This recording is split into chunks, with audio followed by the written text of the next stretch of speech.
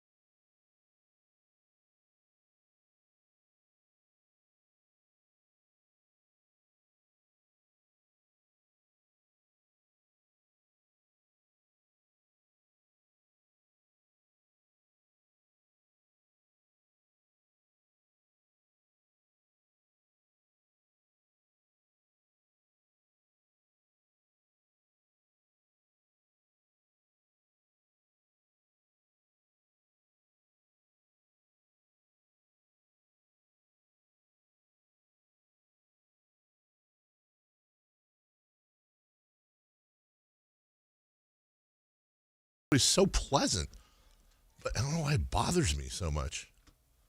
Could be one of those Group blocks or something? Yeah, that's what I'm thinking. Or it's like, God, what'd I do? What'd I do? Well, we'll find out. Maybe I did something. Yeah. I don't know the microwave downstairs, but I did bring in potato cheese soup today. Yes. I haven't tried It's not my best effort. I've made better. And I'm not doing the thing my daughter does this where like she apologizes for 5 minutes before doing the thing, and I always get on her for that. It's just a fact. I don't big chunks of potato. Very big chunks. Is it good, of potato. Chris? I haven't tried it yet. Very. You guys are waiting to see who tries it first? Yeah, go ahead. How's your soup? Go ahead, Chris. Again, stir it because I don't know if it felt hot on the outside. I don't know if it was if it's still pretty cold. Is it really? All right. Well, then let me reheat it then at the break. Because that microwave is strange. It felt it's less hot now, but when I took it out of the microwave, it was hot on the sides. I didn't stick my finger in it. Yeah, it's cold. It's cold. I mean, it's not cold, but it's not warm. That's not great. All right. I was under a time thing. I was getting worried. I'm like, uh-oh. Yeah. No, I was. I was like, come on. That microwave, and it's 4 watts of power. But, yeah. Good morning. Good morning. How you doing? I'm well. Yeah. How are you? I'm good. Yesterday was supposed to be Men's Warehouse Day. Oh, yeah. Couldn't get an appointment. You have to have an appointment? I don't think you have to, but it is prom season. So I thought, I saw the make an appointment thing, and I went, oh, let's check. And had all of them been open, I probably wouldn't have. But then the soonest appointment I could get is Friday. It's cutting down on the days to get ready. Yeah, I know. So my Melissa is not a fan of that. So she will be taking him today after school there and just waiting. Oh. Well, she'll do that stuff. She does not care. She will wait 5. She's the one that goes to Costco and waits in line for 4 hours to get 5 cents cheaper gas. Like, does not care. Does not care.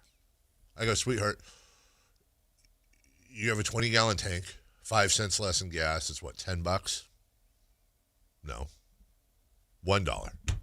And you're spending a half an hour. That means you are valuing yourself at 50 cents an hour. $20 tank. Or 20, I don't know. Yes. Oh, man, I'm out of cash. Is that a lot? Yeah. Well, So saving less. I don't know. It's just things that I say. The man thing. Hey, you got a 20-gallon tank. I don't know. 13-gallon tank? Is 20-gallon a lot for... I mean, that's like a truck or something. Yeah. I don't know. But she'll also do the whatchamacallit, the Black Friday. She and my daughter get into that, and I can't. I had kind of a little bit of I threw kind of a little bit of a tantrum yesterday on the phone with her. I'll admit. You? I was a little tantrumy. It was one of those like, yeah, I don't like banging my fists. When did you realize that I was throwing a tantrum? Yeah. Towards the end. I'd been saving it up. And then what happened is I was gone, and then I said before I left, when I come back, like the whole fam and our friends and their fam, let's go up the hill. Yeah. Nice weekend, fire pit, marshmallows, s'mores, movies. Is the fire pit new? Or yeah, it is. Okay. Brand new. Got to experience it for the first time last time. Brand new fire pit. And which also kind of scares me because like we cleared around it and all that, but also like one little spark and that whole city goes up in flames. So like I did all the things, like I checked online and I got a little burn permit and I did all the proper clearances, and we installed a spigot like 2 feet away from it. So we have a hose dedicated to, but it still kind of freaks me out. You know what I don't want to do? I don't want to start fires, number one. Number two, even worse, I don't want to be the guy that started the fire that burnt everything. Well, we didn't start the fire. No, we didn't. It's always burning. The world's been turning. So comes to fire. I did not know. But apparently, because it's funny, yesterday was calendar day because you and I had a long conversation about calendars. And what's the deal with calendars? What is going on? It's just a bunch of squares and numbers. So this weekend, my wife is going to Tahoe with some of her girlfriends for a girls' trip. Great. Yep. Awesome. Do that. Next weekend, our friends are going to Tahoe because their in-law or something gets like a timeshare, and this is the one time a year. Okay, cool. The following weekend, the wife with our friends and my wife and a couple of their friends, they're going to the cabin for a girls' weekend that they planned like 6 months ago. Just so happened these two fell next to each other. The bottom line is the next available date to go to to go up the hill for all of us to go up the hill is, I think, May 16th. It's like over a month away. Like, dude. Then we get around to, I had a conversation. God, this is like, I also realize this sounds like really champagne problems. I just want to acknowledge that this does. But we're going over our time off for this summer. Off season. That's when you and I take a decent amount of time off. Well, pretty much all of August is out because Avery's surprisingly going back to school 2 weeks early. Yeah, knew I was losing that battle. I knew I was losing that battle. And it's one battle after another. It is. It really is. Chris, why don't I always call you Phil? Who is Phil? Good point, Phil. I don't know. CM Punk. There it is. And the first half of June is out because Mason has a China trip. Oh. We have a pre-planned, it's always Major League Baseball All-Star Week. That's always the week take off. So that's there. And then, so it's basically end of June, or July, or the first part of the first week of August. By the way, I'm telling you this live. I think what we're landing on, it seems like what we're landing on is doing what I did last year. And just going, maybe doing because we have the 4th of July, that Friday off, maybe combining that week. And then I don't know. And then it was, okay, well, where do you want to go? Because with all the overseas stuff, I saved my points. And I was always JetBlue.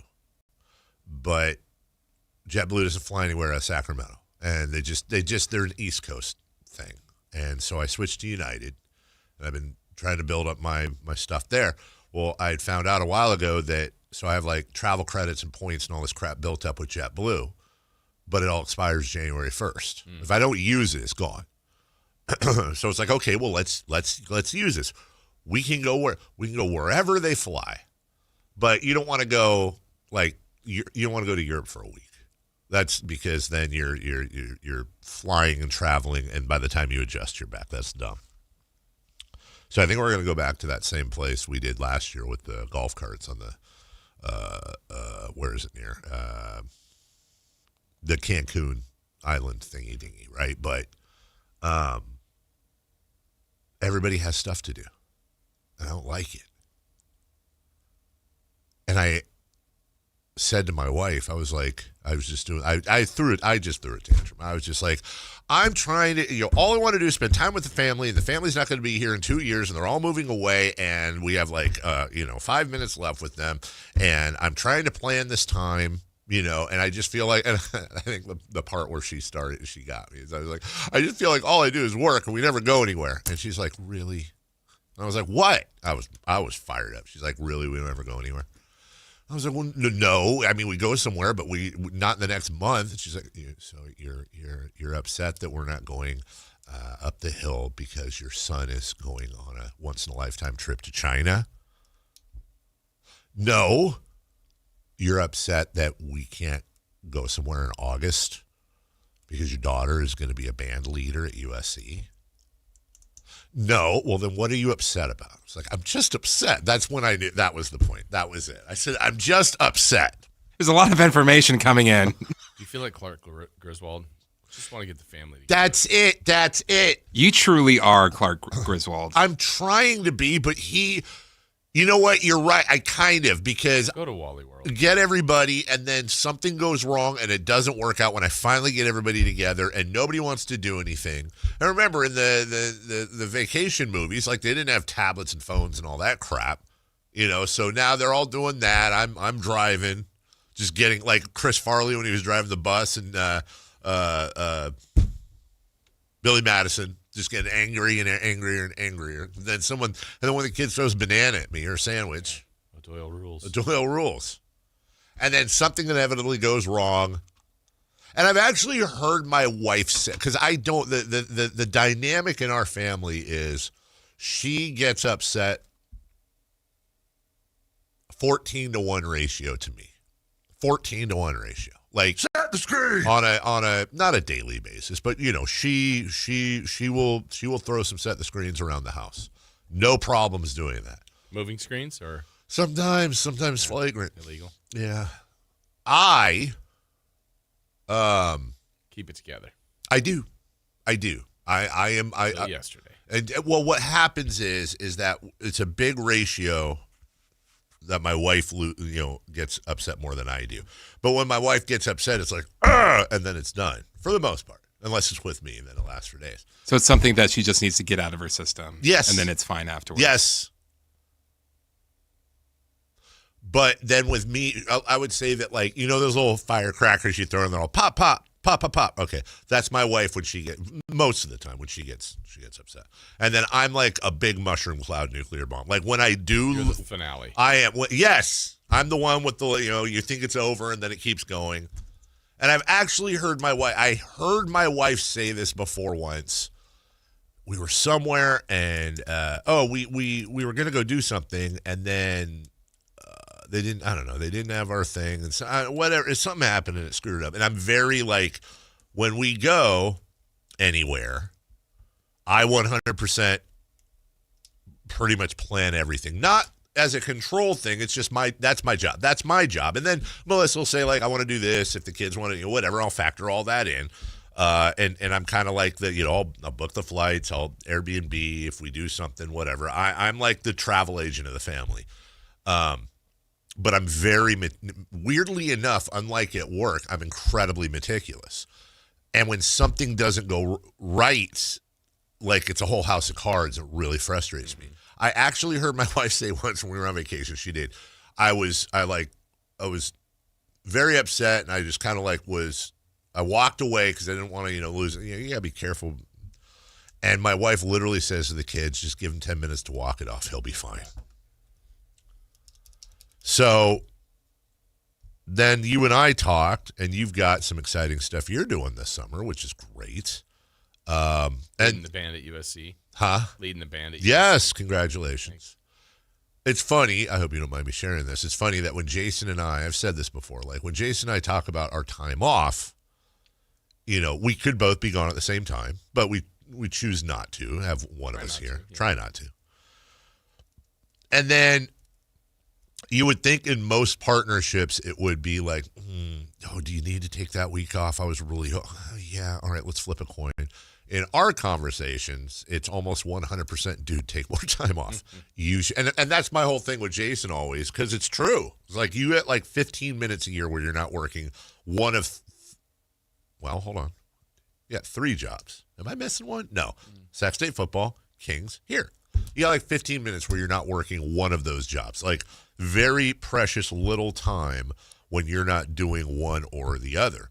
So my thing is like when and I also feel guilty because I'm out of studio a decent amount of time. I mean, you have multiple jobs. And yeah. So, but then when like last week when we had the tech issues on Tuesday, like it really bothers me. So when the more time you take off, the better it helps my guilt more. But you like to work. We like to work. Yeah, that's what you said. Yeah. So. And then we haven't for the people. It is for the people. It's funny we don't include Chris in those conversations, but it's a little separate. I was thinking the same thing. Well, because your times off are like Kyle or somebody else will come in. That's like a different category, I guess, than what we have to work out. Like you can, as long as you have, we don't want you to be gone, but as long as you have somebody that can cover you, that's pretty much what you have to worry about. And he literally has to worry about that. He schedules that. I know, right? Which is so funny because, like, that's another one of those old man things. Is like, remember we were reading that article when I was reading that article about the article when I got the show job the other day, and it was saying that somewhere in there was like, and he's done backup updates to Jason Ross for 3-4 years or whatever. Like breaking in was very difficult to do. So like, I do get a little upset with Kyle because I'm just like, dude, you realize where you are, it took me like 7 years to get to. Seriously, and this is totally a kids don't understand conversation. Yeah. I acknowledge that. But you, me, Chris, like had to work our way up. These guys come in here and they board out for a week and a half and they're like a co-host, and or they make themselves a co-host. So I almost got. Was he drinking? He.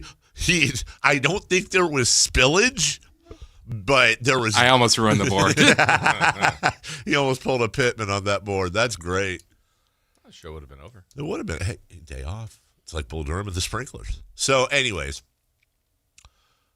you would think that there would be a bullpen, if you will. Mm-hmm. I don't like calling Chris a board op because he's so much more than that. He's an annoying ass, but also does other things that are incredible. He's not just press the button. But you would think there would be a stable of folk that the moment Chris said, okay, guys, I'm taking a week off, who wants it? First off, it's hours and it's pay. Secondly, hey, like it's not going to be, Jason, Dave, and Fred, but Fred's probably going to get a few opportunities. And I'm going to guess, Chris, maybe I'm wrong, but when you try to take time off, I'm imagining it's not the easiest thing in the world to find people to cover for you. Or is it? Or do they go, oh, my God, I'll do it? Well, we don't have that many choices, so it's really, hey, you're doing this. And maybe we could utilize one of our great listeners. Hey, you want JR to come in? Yes. Is that who you were thinking? I thought you were thinking somebody else. Lots of possibilities. Get an Emmy Award winner. Yeah. So, stop me if I'm going down a bad path here, because I truly am ignorant about this, but I am curious, kind of to the point of the conversation. Why is our stable so low? Like, again, going back to when we broke in, you would have like a stack of applications of people trying to get. You would get it. I would go, I'll do anything. I'll run the board. I'll do this. I'll do that. Is the interest just not there anymore? I will say the last time we had an opening to hire someone, there were applications, but a lot of it was for a lot of people applying were just applying to apply. A lot of them were just like, oh, this isn't a hosting job. Oh. And do we not? Others were like, hey, so what do you know about sports? Nothing. Yeah. What do you know about radio? I don't know anything. Again, I'm not trying to be a wise guy. Just I'm curious about the process. Do we not? Is there not a way? Well, you know this too. Do we not make the postings specific enough to where they would know? Oh, they do, and yes. People just still do it anyways. I got you. To Chris's point, I remember. I don't know how far back this was, but there was a time where I think we were sending out an opening for actually on air. And the amount of people, I would say it was over 50% that had zero experience. Really? And it probably said somewhere in there X amount of experience. The one thing that's really tough is we used to have interns. I started as an intern. That's such a great point. Matt started as an intern. Matt was the first and last paid intern. I started as an intern. Yeah, but most of us yeah. did.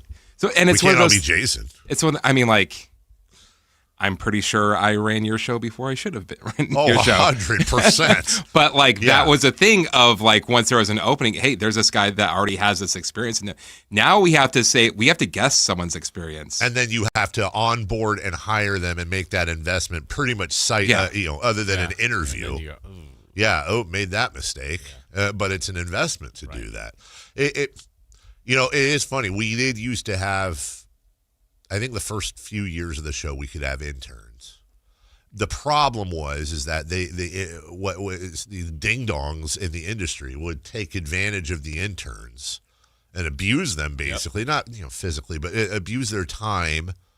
Just use them as labor with no chance of getting hired. That's exactly. Well, and have them doing things that they'd have them working real hours during the week beyond anything. Like it used to be like you had to take, I think, an elective course at AR or something like that and get a work. Yeah, there was a whole process. And I know on the night show, because I was an intern and was abused by a couple folk, just in the sense of they were being D-bags. We always kind of had a standing rule not to, other than having on-air fun, not to, abuse or treat interns like they were servants or some stupid crap like that. But you're so right. Make sure my water is on my table for my show. I can actually remember, I think, 2 times in my entire life I asked an intern for water, and it was because I was like literally choking or had some sort of, and I probably each time apologized like 5 times. That's not true. It is true. It would be because I'll say it wasn't. It would be like you're running late and you're like, dude, can you grab me some water? I would always be apologetic. Yeah, okay. But then what it got to my point is just like I knew you're going to be running in every point, so I would just put the water in front of you before you even got in, and you always give like a whoa, that's a nice surprise. You'd be appreciative, not take it for granted.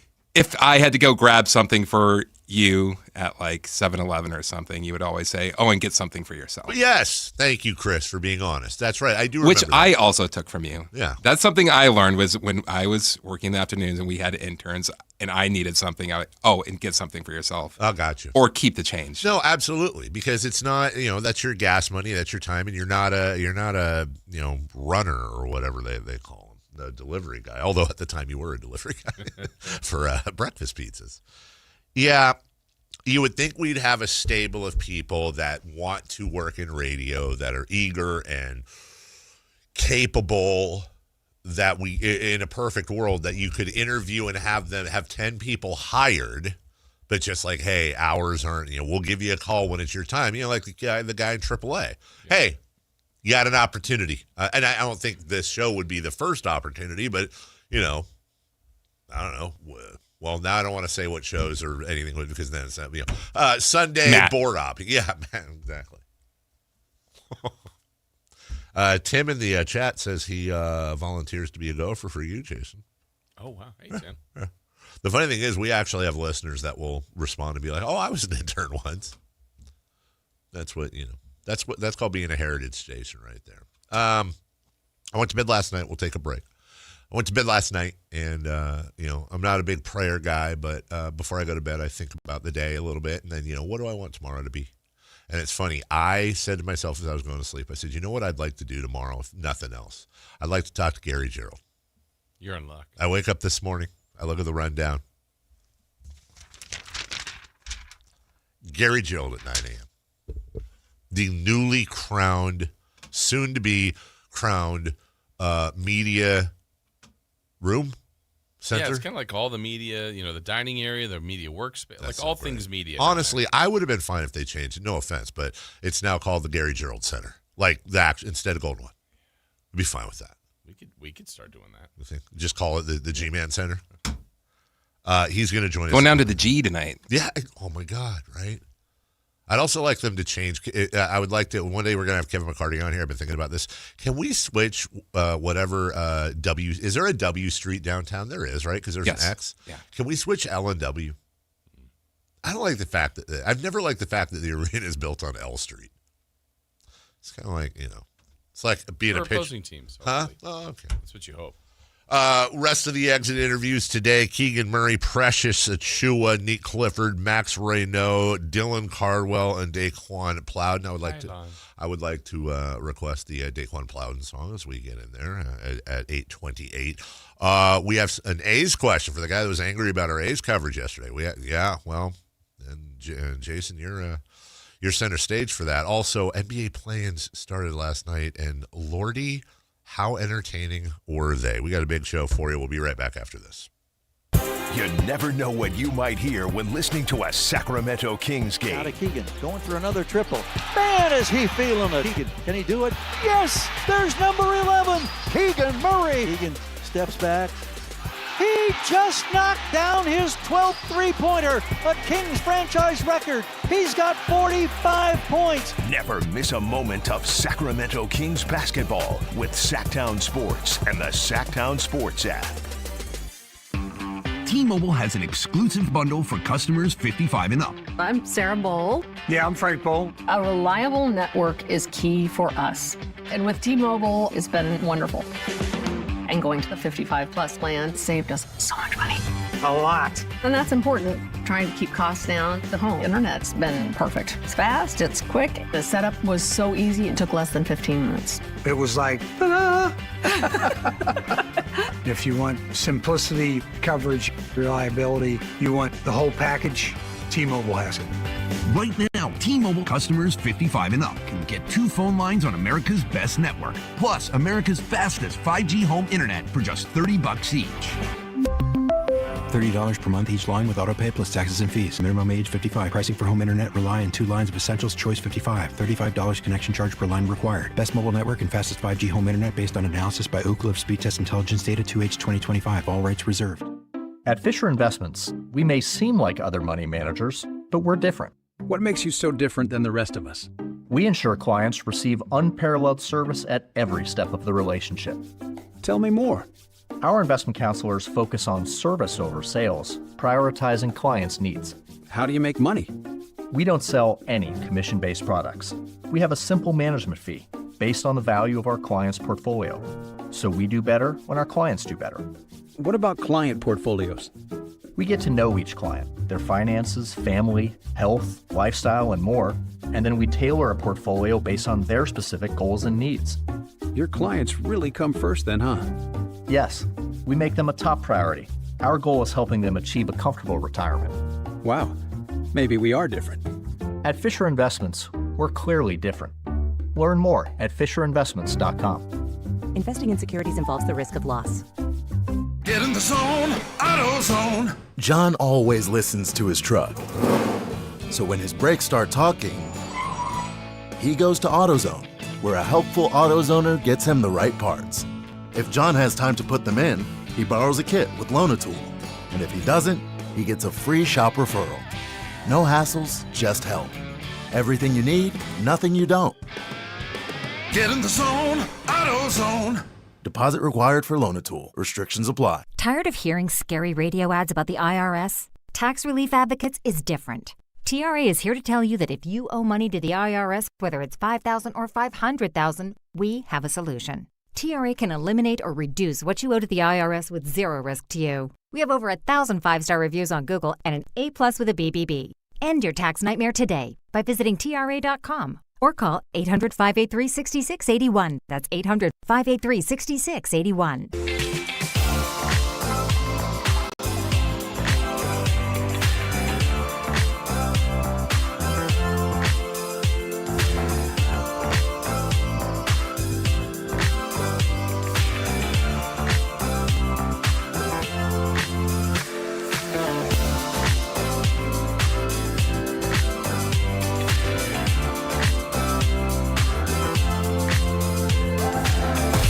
Carmichael Dave Show with Jason Ross. Call or text at 916-339-1140. On Sactown Sports.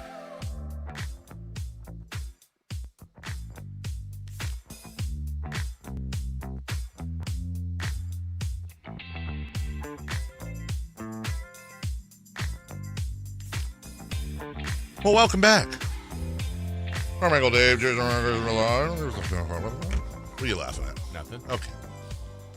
Yeah. A couple of big games last night.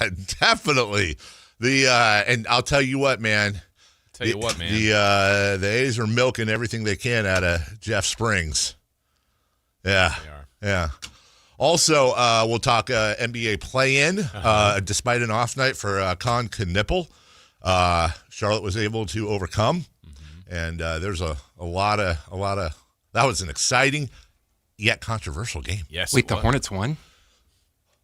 Yeah. I was like watching the last 30 seconds and it just. Okay. So that's where Chris is going. And yes, thank you. Good job, Amazon. You didn't deliver. Now, I didn't have this problem. So was it on another? I didn't pay attention to what channel I was on because Mason and Melissa had it on. But then when I heard all the Amazon stuff, I heard that after the fact. But we watched the end of the game. It wasn't really the end of the game. It was like the last 30 seconds when the Heat had the ball. Was it only on Amazon? Yeah. Is it possible there were some people that watched Amazon that Maybe. It happened to me. Anyways, it happened to lots of people. First off, heck of a game, overtime. How about Davion Mitchell leading the way for the Heat? Not, I think, by choice. Right. Because Bam had great game winner. Well, I watched the replay of that a few times, and I mean, hindsight is always 20/20 because I was like, should he have kicked it out? But then if he kicks it out and the guy misses, it's like, dude, why didn't you? You were right there. I'm always for guys going to the basket. I think he did the right thing. I think it was just sometimes you got to give credit to the other team for making a play. It was a hell of a play. Yeah, I don't know if he would have made the shot, but he went for it.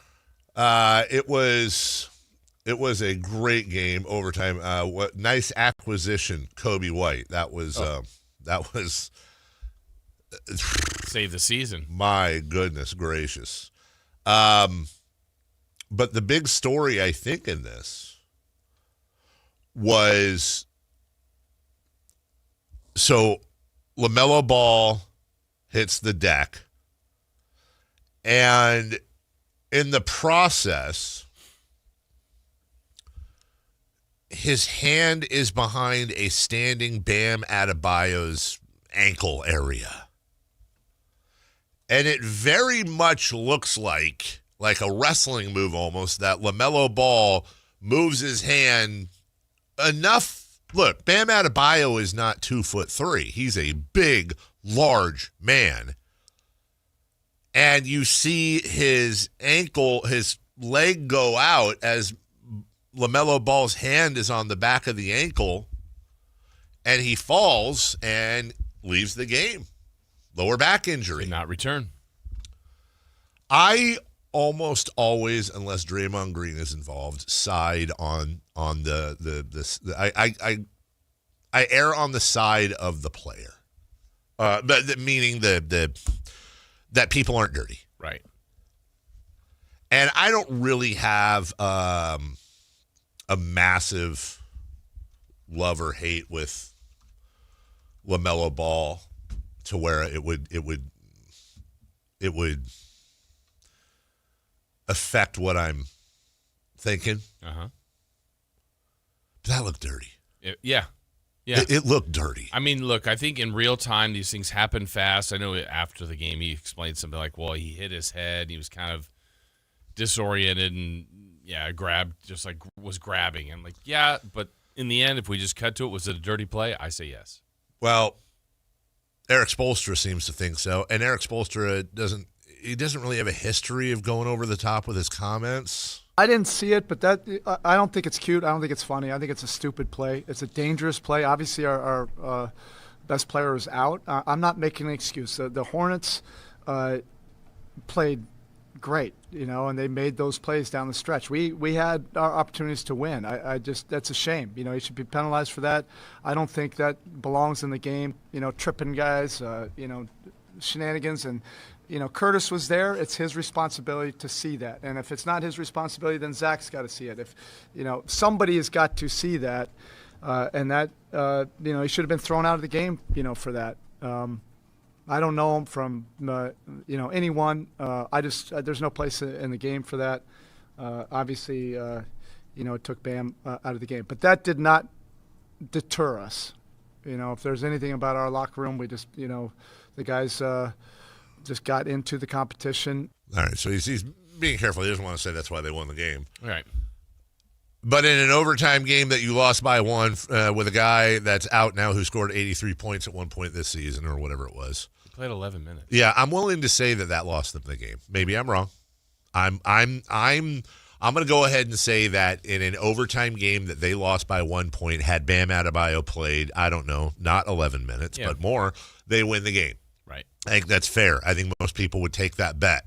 Have Ball play 11 minutes. I mean, maybe Charlotte wins. Maybe. Right. Miami almost won, but what really gets me, and I want to hear, I haven't seen, and maybe it's out there, I've not seen a referee a pool report. Mm-hmm. And usually there will be a pool report. And probably some point today, yeah.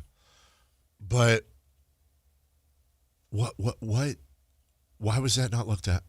Just as a matter of course, why was that not looked at? It's an out-of-bounds play. Play stopped. How hard is it just to go back and look at that? Because I feel like had the refs... and there was a lot of time for when Bam was down. Thank you. Why would you not take a look? And is there a mechanism? I don't know. I don't think there is. I don't think they would have thrown him out of the game. I don't think they... Well, I mean, I think it would have been a flagrant one at the... now... If Bam Adebayo's leaving, well, now it could be gamesmanship, because if I'm Bam Adebayo and Eric Spoelstra, and that is one, you're like, hey, if you injure a player and blah blah blah, I might be taken to the locker room. LaMelo Ball gets thrown out, and then in another world, oh hey, Bam's back, Willis Reed, let's go. But I'm just saying that to illustrate there would be a way to abuse that. Mm-hmm. But the referees have an open line with New York. I believe that open line, is only when they're at the little mini replay center on the court. I don't think they have an earpiece where New York can alert them. But, and MC will love this, much like, refs do in soccer and VAR and all that crap, there should be one of the side officials or somebody at the table, much like coaches have assistants help them with replay. When the stakes are this high, there should be somebody that can be like, hey, they want you to look at this in New York. I understand the refs in the course of the game and things happen and blah, blah, blah, blah. That's fine. That's human nature. Okay, fine. But then have a backup because that it's atrocious that wasn't looked at. Yeah. And if you look at it and it's a flagrant one, or you say we can't prove intent, no harm, no foul, that's fair play, fine. Yeah, you looked at it. You looked at it, but to not look at that when the other teams, I mean, it shouldn't matter. It's his star player, but it is this star player. Especially when you have TV replaying it over and over and over again. Yeah, there's some things the NBA has to deal with that, unfortunately, I credit them for trying to fix it, whether it's a 65-game rule or the draft rules or whatever. They may not be getting it right, but at least they're aware of the problem and they're trying to do something. Yeah. It's unforced errors like that just don't help. It's just been a weird year for the NBA. In the end, though, just fantastic play. And LaMelo Ball, he was in the game. James has it. Passes to LaMelo. LaMelo circles. LaMelo into the paint, goes up for the lay-in. Yes, with 5 seconds left. No timeouts for Miami. They get it to Mitchell. Mitchell racing into the front court. Mitchell up for the lay-in. No! It's over! It's over! It's over! The Hornets win! LaMelo Ball's the hero. And Charlotte is going to play for the 8th seed on Friday. We'll do Phoenix and Portland when we get back, along with some A's. I'm going to send you. There's a thing that came out a year ago I hadn't seen on from PGA Tour, I think, on Tiger's Masters win. But it's like a behind-the-scenes thing. Mm-hmm. They have Vern Lundquist talking about and Jim Nantz talking about the call. You know, they laid out for, I think it was 2 minutes and 36 seconds. And they talked about, and they had the IFB of Jim and Nantz and Nick Faldo talking to the production booth and them directing the whole thing that we've never heard. I was watching it this morning. I know you and I are huge. It was 2 minutes and 35 seconds of laying out. We'll take a break, meaning the play-by-play voice doesn't say anything. Now there's the color guy. We'll take a break. When we come back, A's and another play-in next. The only place you'll find Keegan Murray is Sactown Sports. Out to Keegan Murray, straight away for 3, and Keegan knocks down the triple. Hey Sacramento, it's Keegan Murray, and you're listening to the home of Sacramento Kings, Sactown Sports. Your local sports leader. Progressive knows you think the grass is always greener, like maybe you ride a motorcycle. But today, it's raining. So you wish you had an RV, but if you did, you'd have to listen to some guy parked next to you at a campsite play his acoustic guitar. Now, before you start wishing you had a boat, remember, your brother-in-law would invite himself every weekend. Permission to come aboard, Captain? But one thing that is greener is the money you could save when you bundle your RV, boat, or motorcycle with your home or auto with Progressive. Progressive Casualty Insurance Company affiliates and third-party insurers. Not available in all states or situations. I'm Ed Evans, CEO of Consumer Cellular. No, we're not one of the big guys. Truth is, we don't want to be. If you're over 50, Big Wireless probably has you paying for more data than you might need. You could be throwing away thousands over a lifetime. Our entry-level data plans start at just $20 a month. And for a limited time, switch and get your second month free. Call 1-888-FREEDOM, visit consumercellular.com or a store near you and get your second month free today. Plans include $5 credit for auto-pay and e-billing. See site for additional details. Thunder, feel the thunder. It's the energy all around you. Lightning and the thunder, thunder. The thrill of the moments to come. The flash of lights. The rush of pure exhilaration. Thunder. The roar of the crowd. See it, hear it, feel it. Thunder, feel the thunder. Lightning and the thunder. Thunder Valley Casino Resort. Feel the thunder. Hey there, Mark and Tom, the travel and entertainment guys, brought to you by Sports Leisure Vacations. Time for our weekly travel tip, and with it, here's Mark Hoffman. Fuel surcharges are the current fad. They're popping up everywhere due to the Iran situation, but are they legal? Is it okay to add a surcharge to a ticket after it's already been purchased? We took a close look at the airline's contract of carriage, which is basically their contract with you. When you buy a ticket, you agree to the contract of carriage. In those contracts is wording that gives the airlines that right to raise fare and to add surcharges. It appears those surcharges can be added retroactively, but fortunately most carriers prefer just to raise prices. The Iran situation is being absorbed by modest fare increases and a hike in baggage fees. So yes, they can raise prices and add surcharges. My wisdom, if you're considering buying a ticket and traveling sometime in the next few months, you might do your airfare homework now. More tips to make you a smarter traveler. Saturdays at 11 a.m. right here on Sactown Sports 1140. What's up? We're talking to Chad Hoblet, Hoblet Dodge Chrysler Jeep Ram in Woodland. What's happening for the Declaration of Deals sales event? Right now, you can save up to $14,500 off MSRP on new 2026 Ram 2500 and 3500 heavy duties. And take advantage of available 5.9% financing for 84 months with no payments for 90 days on select inventory. That's the kind of savings we need with gas prices so high. It's true. Plus, Ram has some of the best fuel EPA ratings in the segment. And with over 500 new Rams available, your new hard-to-find heavy-duty Ram is at Hoblet. Don't miss your chance to save with Hoblet Dodge and Woodland. Search, select, and save through our whole inventory at HobletDodge.com. Unbeatable prices, unbeatable selection, nobody beats Hoblet, period. 14,500 total net savings on select new 2026 Ram 2500 Limited Longhorn after 1,500 factory rebates and 13,000 dealer discounts. Discounts include 1,000 Hoblet business owner bonus with proof of business ownership, 1,000 Hoblet trade-in assistance with eligible trade, and 500 on-the-job upfit with eligible upfit. 1/5 net savings, VIN 152135. See dealer for details. With Popeye's new $6 faves menu, you can get this 3-piece chicken, this 3-piece tenders, this chicken sandwich, or these 2 regular sides for just $6 a piece. I know you can't see what I see, but trust me, those bold Louisiana flavors look so good, you might just have to get them all. Now there's an idea. Love that chicken from Popeyes. Limited time at participating U.S. restaurants. Price may vary. Terms apply.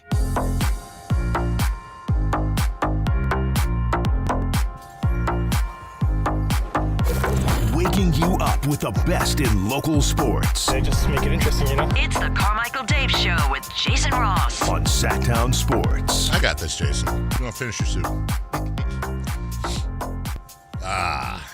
Soup is good food. He'll fill you up. Yeah. Potato cheese, baby. I was just going to tell you something. Dang it. I was going to tell you something. Oh, I know what I was going to tell you. Today is Dookie Chase Day. Oh, yeah? On Facebook Memories. On this day 1 year ago, my wife and I went to Dookie Chase. I'm pronouncing it right? You used to say Dookie Chase, but don't you guys say Dookie Chase? It's Dookie. Okay. Like cookie? Cookie? With a D. With a D. You did it all for the Dookie, right? Oh, yes, as a matter of fact. We got for our appetizers, we split the Creole gumbo and the roasted beet salad. And then I had the fried chicken. She had the your favorite, the stuffed shrimp. And then we had, the joke is Jason's allergic. It's not his favorite. We then, for our side, we pigged out. We had leftovers. We had the baked macaroni and the stewed okra. Okay.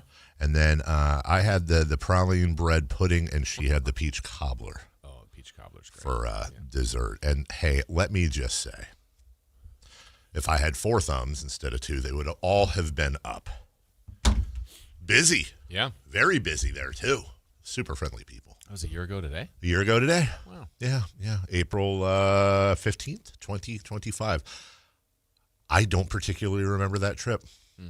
I remember eating there, but it seems like it was longer than a year ago, and I don't know why we were in New Orleans then, but we were. Right after the season, you probably just went. Maybe that's what it was. Spring break, maybe, for the fam, and season it was over. Yeah, that's what it was. That's exactly what. Thank you, Jason. That's what it was. Though the Kings could have won in the play-in. Well, they did, yeah. Whoa, no. Wait a minute. Nope, that was the year before. I was like, wait, I was there for the Pelicans and Kings in the play-in. You just came in day of. Yeah, I just kind of rolled in.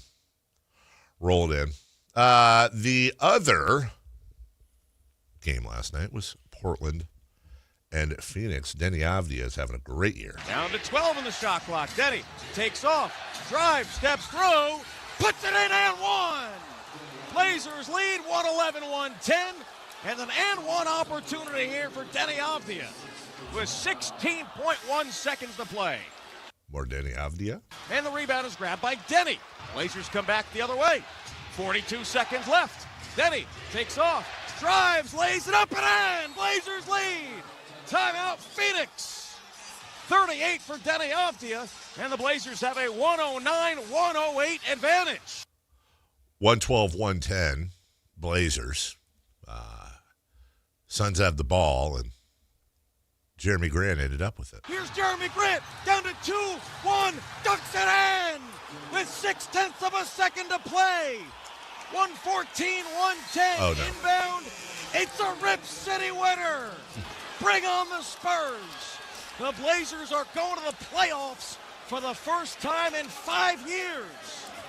Actually, I think I got that wrong. Wait, wasn't it Didn't Phoenix have the? They had it, and then Grant stole it. Grant stole it, threw it ahead. They were trying to foul him. They threw it ahead. Portland wins. What a happy for them. I'm really happy for them. They're like the Kings. Well, I feel like that city, that fan base. Very much so. And in 3 for Madness, we're going to have a very Blazer-specific question because it's funny. We focus on the Pistons and the Thunder and even the Spurs to a point, but maybe we should focus on the Blazers when it comes to how to rebuild. A heck of a season for them, and it ain't over. And heck of a result against the Suns, who you have to give credit to. Look, 45-37. Remember last year, they were terrible, and not only were they terrible, but they were stuck in cap hell. Yeah, I thought they'd be awful this year. Same. I still have one more chance. They were 36-46 last year, and they were out of the playoffs. They improved by 9 games, 45-37. And the 8th seed in the play-in. That's a pretty when you consider the Bradley Beal, all the stuff they had to deal with. Well, now because that was the 7-8, they lost. They get to host whoever loses tonight, Warriors or Clippers for one. So I mean, that's the game you want to be in is the game they were in because they lost at home, which is unfortunate, but they get a second chance. Yes. Now you either lose, which would be disappointing, 2 home losses in the play-in, or you win, but you get the KC. Yeah, that's fine. But I'd rather have that if I'm them. Suns are not eliminated from winning the championship. They are not. They are not. No, just Miami. By the way, I should mention the Sharks, however, are, as they were eliminated from the playoffs a bit ago. We didn't mention that. I recorded the game. You did? Spoiler alert. I think the Sharks will be just fine. Yeah. I think they're going in the right direction. They're absolutely going in the right direction. So Portland will, as they said, bring on the Spurs. In other news, the Oakland Athletics. Who? Used to play in Oakland, and then they moved to Sacramento briefly, and will be in Las Vegas soon enough. But in the meantime, they are here, and they have not played a ton at home. And we will be again in 3 for Madness. I don't want to steal too much of that, but in 3 for Madness, we will talk about that. Jeffrey Springs with a.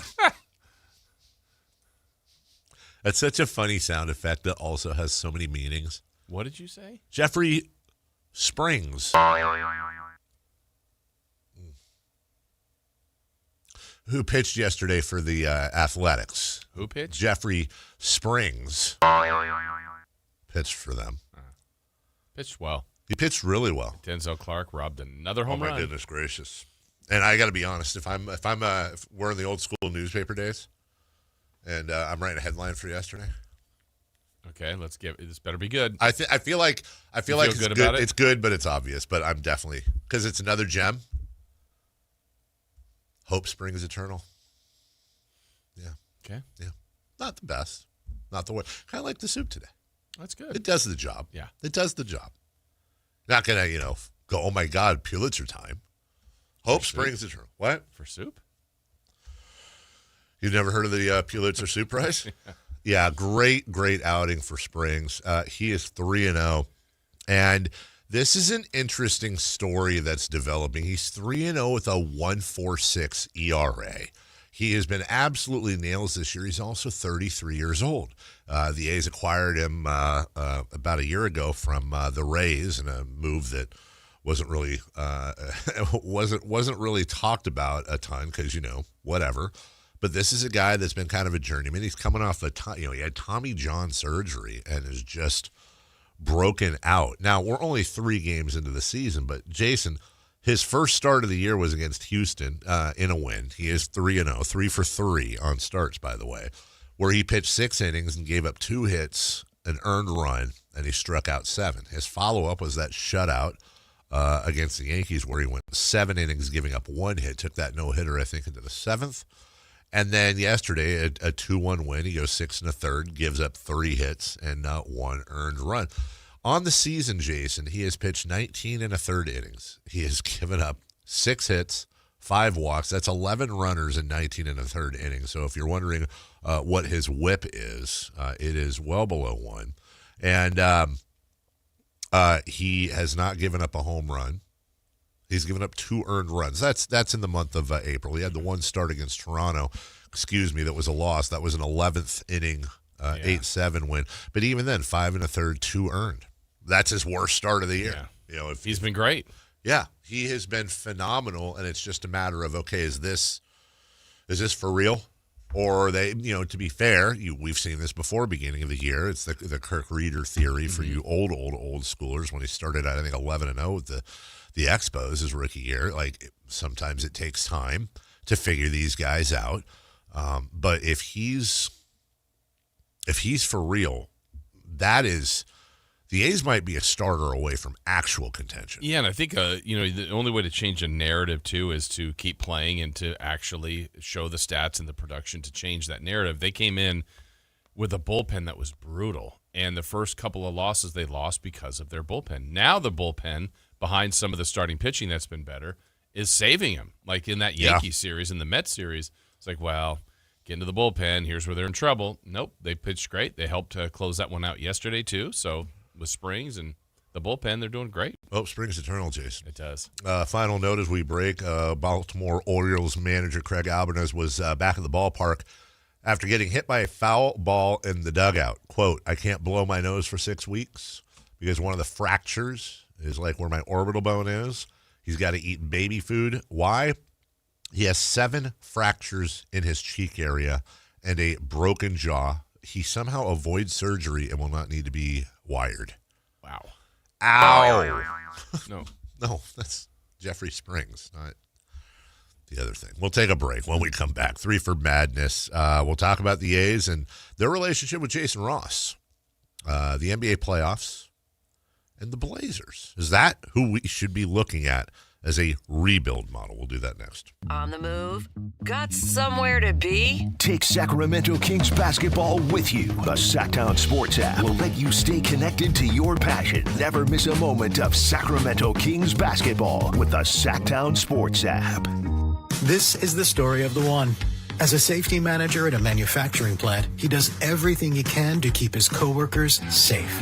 From finding ways to reduce risks to keeping safety supplies in stock. And for that, he relies on Grainger. Grainger offers a broad range of quality products and next-day delivery, so he can always play it safe.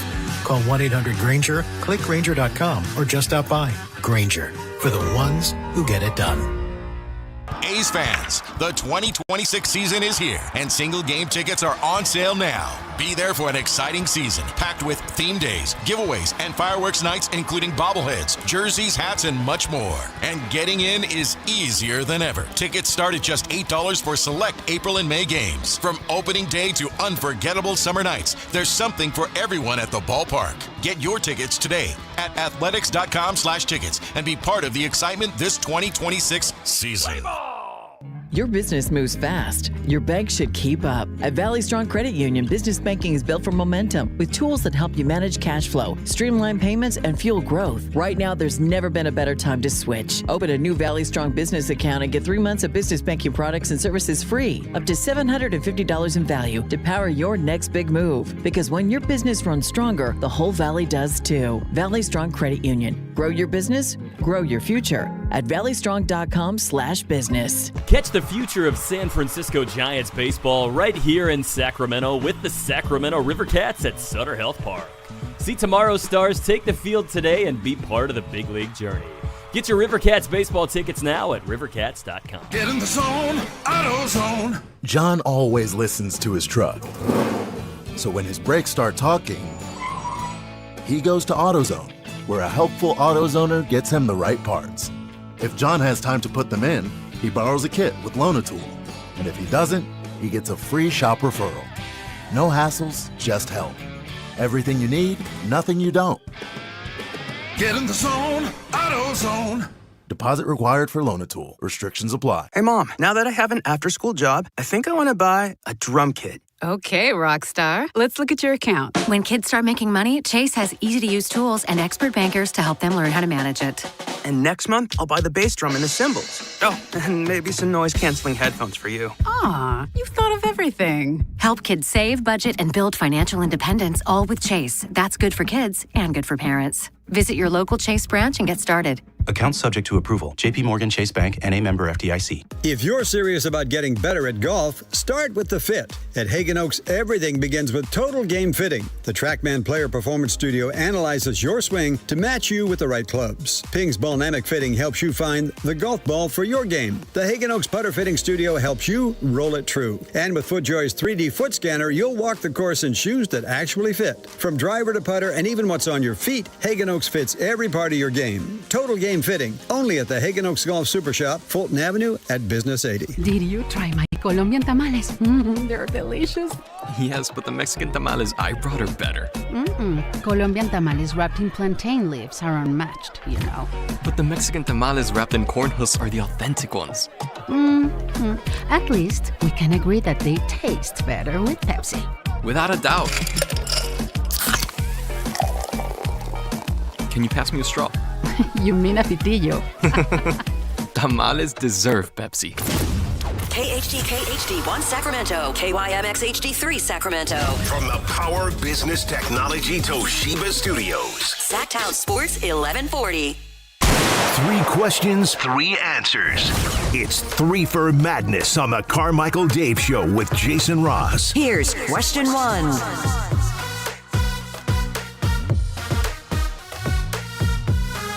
Chris was telling us during the break the upcoming Summer Olympics in Los Angeles.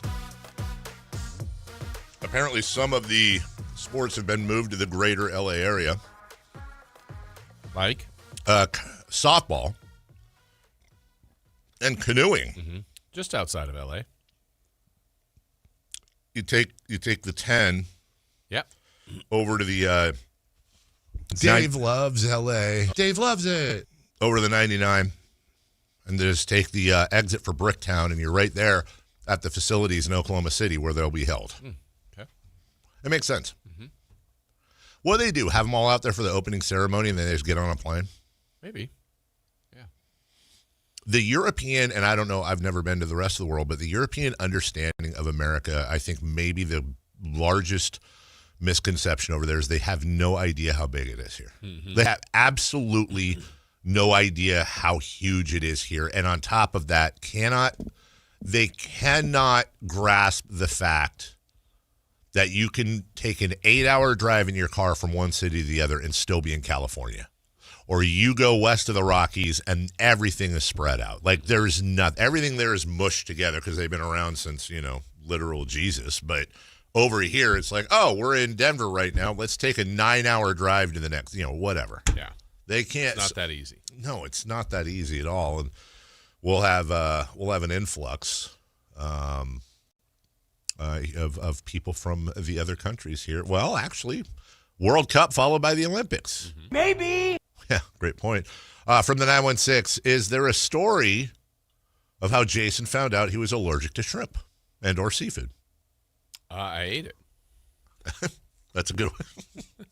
And did you get like puffy or something? Yeah, I remember. How old were you about? I was a kid. We had, I think we had like shrimp fried rice. Okay. And I got a bunch of welts on me. I never got the tightening of the throat, but also shrimp fried rice is probably barely any bits of shrimp. Those tiny ones. And then I think that was the time that I knew it. And then we actually had a station event probably 20 years ago now.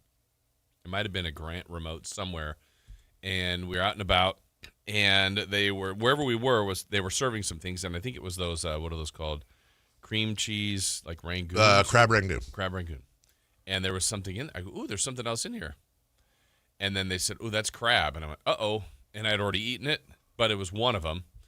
And I remember getting home, and I had welts again all over me. And that one was Is it possible minuscule. Somebody was slapping you at just both times? Could be.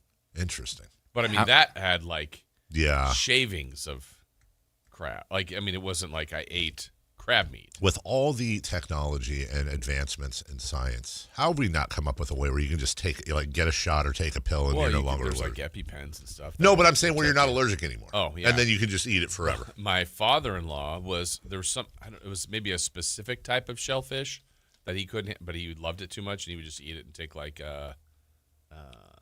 Benadryl? Yes, Benadryl. Thank you. I hope this is a real story and not a Dave heard this somewhere story, but I'm pretty sure that there's a large majority, I don't know if it's Asians or just, I think it is, that have a predisposition to having some form of allergy to red wine. Oh. But yet red wine is huge in pockets over there, and it's, yeah, I know too much about this for this to be fake. And like there's like, yeah, we deal with it. Like they get a little red and swelly, but not enough to where, kind of like what you were saying with your father-in-law. That's you have to like something right a lot to be like, yeah, I'm kind of allergic, but I'll deal with it. Right. Chris, did you find it? Really hoping you did. Still looking. Just look up like either Asian or Japanese in red wine. I swear to God, this is a real story. I'm going to be very sad if it's not. Because then I'm like, well, who told me this story? Maybe you dreamt it. Might have dreamt it. From the YouTube, Dustin.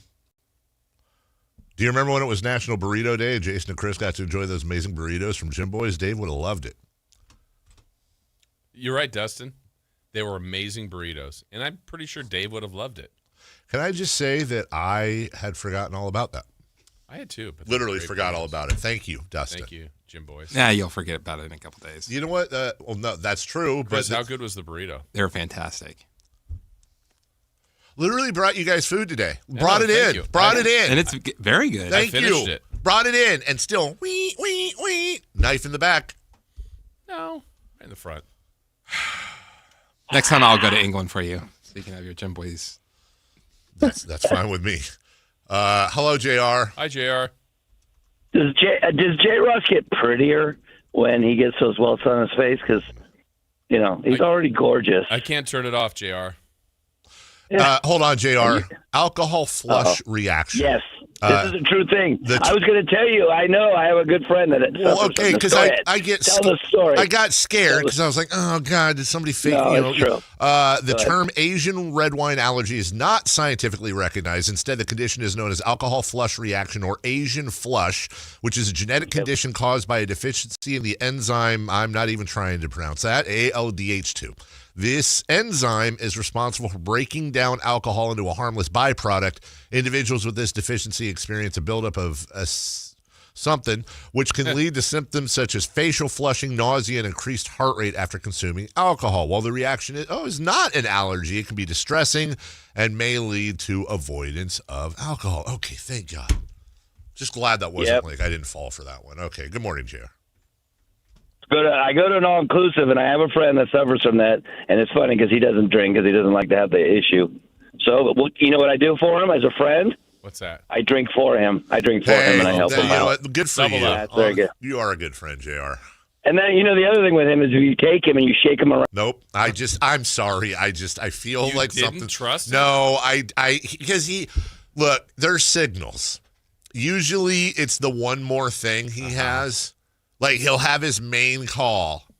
But when we start to get off the rails with JR is the one more thing we were he going adds. into a fiery crash. And his cadence picks up a little bit. Yeah. And I think that was the setup. We were getting to that. I absolutely think so. And he was going to make some pseudo-controversial comment at the end. Huh. I wonder what it was. Maybe I'm wrong. But better to be wrong text than... it back, Jay. Yeah, JR text. Call Matt and Kaylin to put it was. Can you imagine JR with the puppy story yesterday? Yeah, exactly. That was if you missed the crosstalk yesterday, check that out. 3 for Matt. We lost you and Matt. Dude, I didn't. There were 2 curveballs there. One was, she said, well, and unfortunately, she adopted a puppy. Why unfortunately? Oh, because the puppy died. So that's the 12-6 Uncle Charlie curveball right there. And that's where I got lost because I wasn't ready for it. I wasn't expecting it. There's a very internet famous, never mind. I'm not going there. The second curveball was like, well, did you do something else, this, that, whatever? And she started talking about this. She goes from dead puppy to like, oh, you guys know Charlie's, the pasta restaurant, or whatever she said. Kayla. They had meatballs. It took a while, still in the get to know you phase. I'm pretty confident in saying that Kayla's kind of like a walking nuclear bomb. Like, and she just, and I love that about know it. Or does she know it? I haven't figured that out yet. But she does not give a blank, and I appreciate that about her. But every once in a while, it blows up the crosstalk. Mm-hmm. We have never had a Usually in a good way. Oh, yeah, I can't think of it in a bad way other than puppy death. Not ready for that. 3 for Madness, question 1. Oh, you should turn your mic on, though. Jason. Oh, me? Yeah. Huh? The A's won yesterday without you in attendance. They are now 3-0 at home without you and are 0-2 with you there with quite a run differential. Is this a thing yet? I mean, quite a run differential? 18-1? Is that? Are you calling that a? It's an 8. It's 19-1. 19-1. But it's a 9.5 run differential per game. I'd say that might lead the league. Okay. In fairness, to be fair. Let's be fair, yeah. Chris. Dave. Yeah. It was 19-0. So I look at it as a 1-0 run. Oh, the last game just ran out of time. Gotcha. Oh, they ran out of at-bats. So last I saw, last run that I saw in person was scored by the A's. They're 3-0 without you. And they're 0-2. They're 0-2 with you. And they're losing those games by an average of 9.5 runs. They're 3-0 with you, without you. I have a question for the committee, and the committee is you and Chris. Okay. Tonight is scheduled as a me game, but I can't go. I have a christening I'm going to for my nieces. Anyway. So. Night christening? Yeah. Oh, that's what happens when there's a joke there about Christopher Lott. I don't know what it is in christening. That's what I'm going to. Yeah. I don't know if I'm going to. Maybe it's a concert. It could be. That's what the limelight says when I show up. We got a night christening coming up. Yeah. So I'm thinking of something else. It's my game, but I'm not going. So does that factor? Does it change? I will not be in attendance. You've just been christened. It's not a good visual. Or do we wait and see? So your question's what? Does it count tonight? Well, I'm not going, so I think. But I just asking the committee. It's a game. It's scheduled for me. It's like a. No, you got to be in the building. You have to be in the building. Okay, good. So whether they win or lose tonight, the credit or blame does not go to you. Okay. Well, no. If they win tonight, no, because we're watching for wins when you're not there. Yeah, so I'm not there if they win, then that furthers the narrative. Yeah. But if they lose, I wonder how far it would need to go. Like, let's say you go to 10 more games. And they lose them all. And they're 0-10, and their run differential is like 90. But they're like... They win everything else? Everything. Like, how big would that have to get before the A's actually reach out? Yeah. And they're like, listen, look. Like it breaks into, like, honestly, I kind of wish we had an A's guest on today because we'd have to find a way to let them know and have like. It's 2 games. Well, but it's 19-1. It's 5 games. They're 3-0 without you. They're 0-2, and you don't. With or without you? With or without you. I can't. I can't live. Why is that a country song now? I don't know. With or without you. You know, that would be a pretty good Probably would. country song. Yeah. It would be. Sounds like a country song. Sounds like a country song. My hands are tied. My body moves. She's got me with none the wind and nothing left. Yeah, that would be a good country song. What's up, Bono? I can't breathe. I can't. It's Post Malone. Question 2. Question 2. Question 2. Can the NBA playoffs save the NBA season? If they're anything like last night. Is it drowning? If they're anything like, not every game and not every series is going to be like the 2 live. By the way, those could be the 2 best games of the entire postseason. We don't know. I think, though, it was a real interesting breath of fresh air, and obviously incredibly way too soon. But as I was watching the end of the Phoenix-Portland game, I thought to myself, you know what? With all the bitching and whining and moaning and complaining and much of it justified, this is what the NBA. This is the NBA. Now, this is what they're selling. This is what it's all about. Postseason drama, awesome, amazing plays, best athletes, best basketball players in the world going at it, and highs and lows and ups and downs. Blah, blah, blah, blah, blah. Maybe that's it. Maybe because remember with the NBA postseason, it's a 2-month postseason. Long way to go. Long way to go. In a short time. Plenty of time to get there. Yeah, actually, that's true. It's not a short time to get there. Yeah, I when I say save, what I mean by that is just simply it's been a drama-filled NBA season, and not the fun drama like, oh, Draymond and LeBron got in a fight. Nothing like that. It's dumb drama, off-court drama, nerd drama, stat drama, play-in drama, tanking drama. Mm-hmm. This is the type of drama we need. So, yeah, I think so. And like everything we always say, it all depends on how you look at it. Some might say, well, wait a minute. Amazon had technical problems last night. Yeah. Their brand new partner, that's not good. The other part, one of your superstars of the league had a dirty play on another star of the league. That's not a good look. But the games itself were great. I mean, they were. Came right down to the end. And the fact that the Heat-Hornets game was a winner-go-home game puts a little more on it. Now, the Suns lost. They still have another game to go. But it's still that's the best of the drama that the NBA can have. LeBron James is happy he's not in a play-in game. I am happy because being a participant of the play-in for some years, that I get to sit back on my couch with my wine, knowing I don't have to play until the weekend. Are you not entertained? And just sit there and just like enjoy. I'll have one iPad with golf on and the other one with the play-in. Yeah, I'll just be so excited. Yeah, it's perfect. You got a week to prepare and watch them duke it out. It's good games. Yeah, watch and just like enjoy basketball. I'm a LeBron fan. There's no golf. There's no golf. Sometimes LeBron does too much. I love LeBron. I'm an outspoken fan of his. I argue with people about LeBron. Too much there? I feel like he's trying to be normal too much. I'm just sitting there with my red wine. I'm golf on the. No, you're not. I mean, maybe you are, but I'll bet you're not. After he came out of the chamber and had body therapy and the massage. Yeah. It's like when he was like reading the book, but he didn't. Allegedly, big conspiracy about I read all these books. No, you didn't read that book. I don't know. Sometimes you just a little too much. LeBron. Number 3, please. Question 3. Are the Blazers a rebuild model for the Kings? My hands are tied. It's going to be in my head all day now. Yeah. I actually think we don't know how this draft's going to go.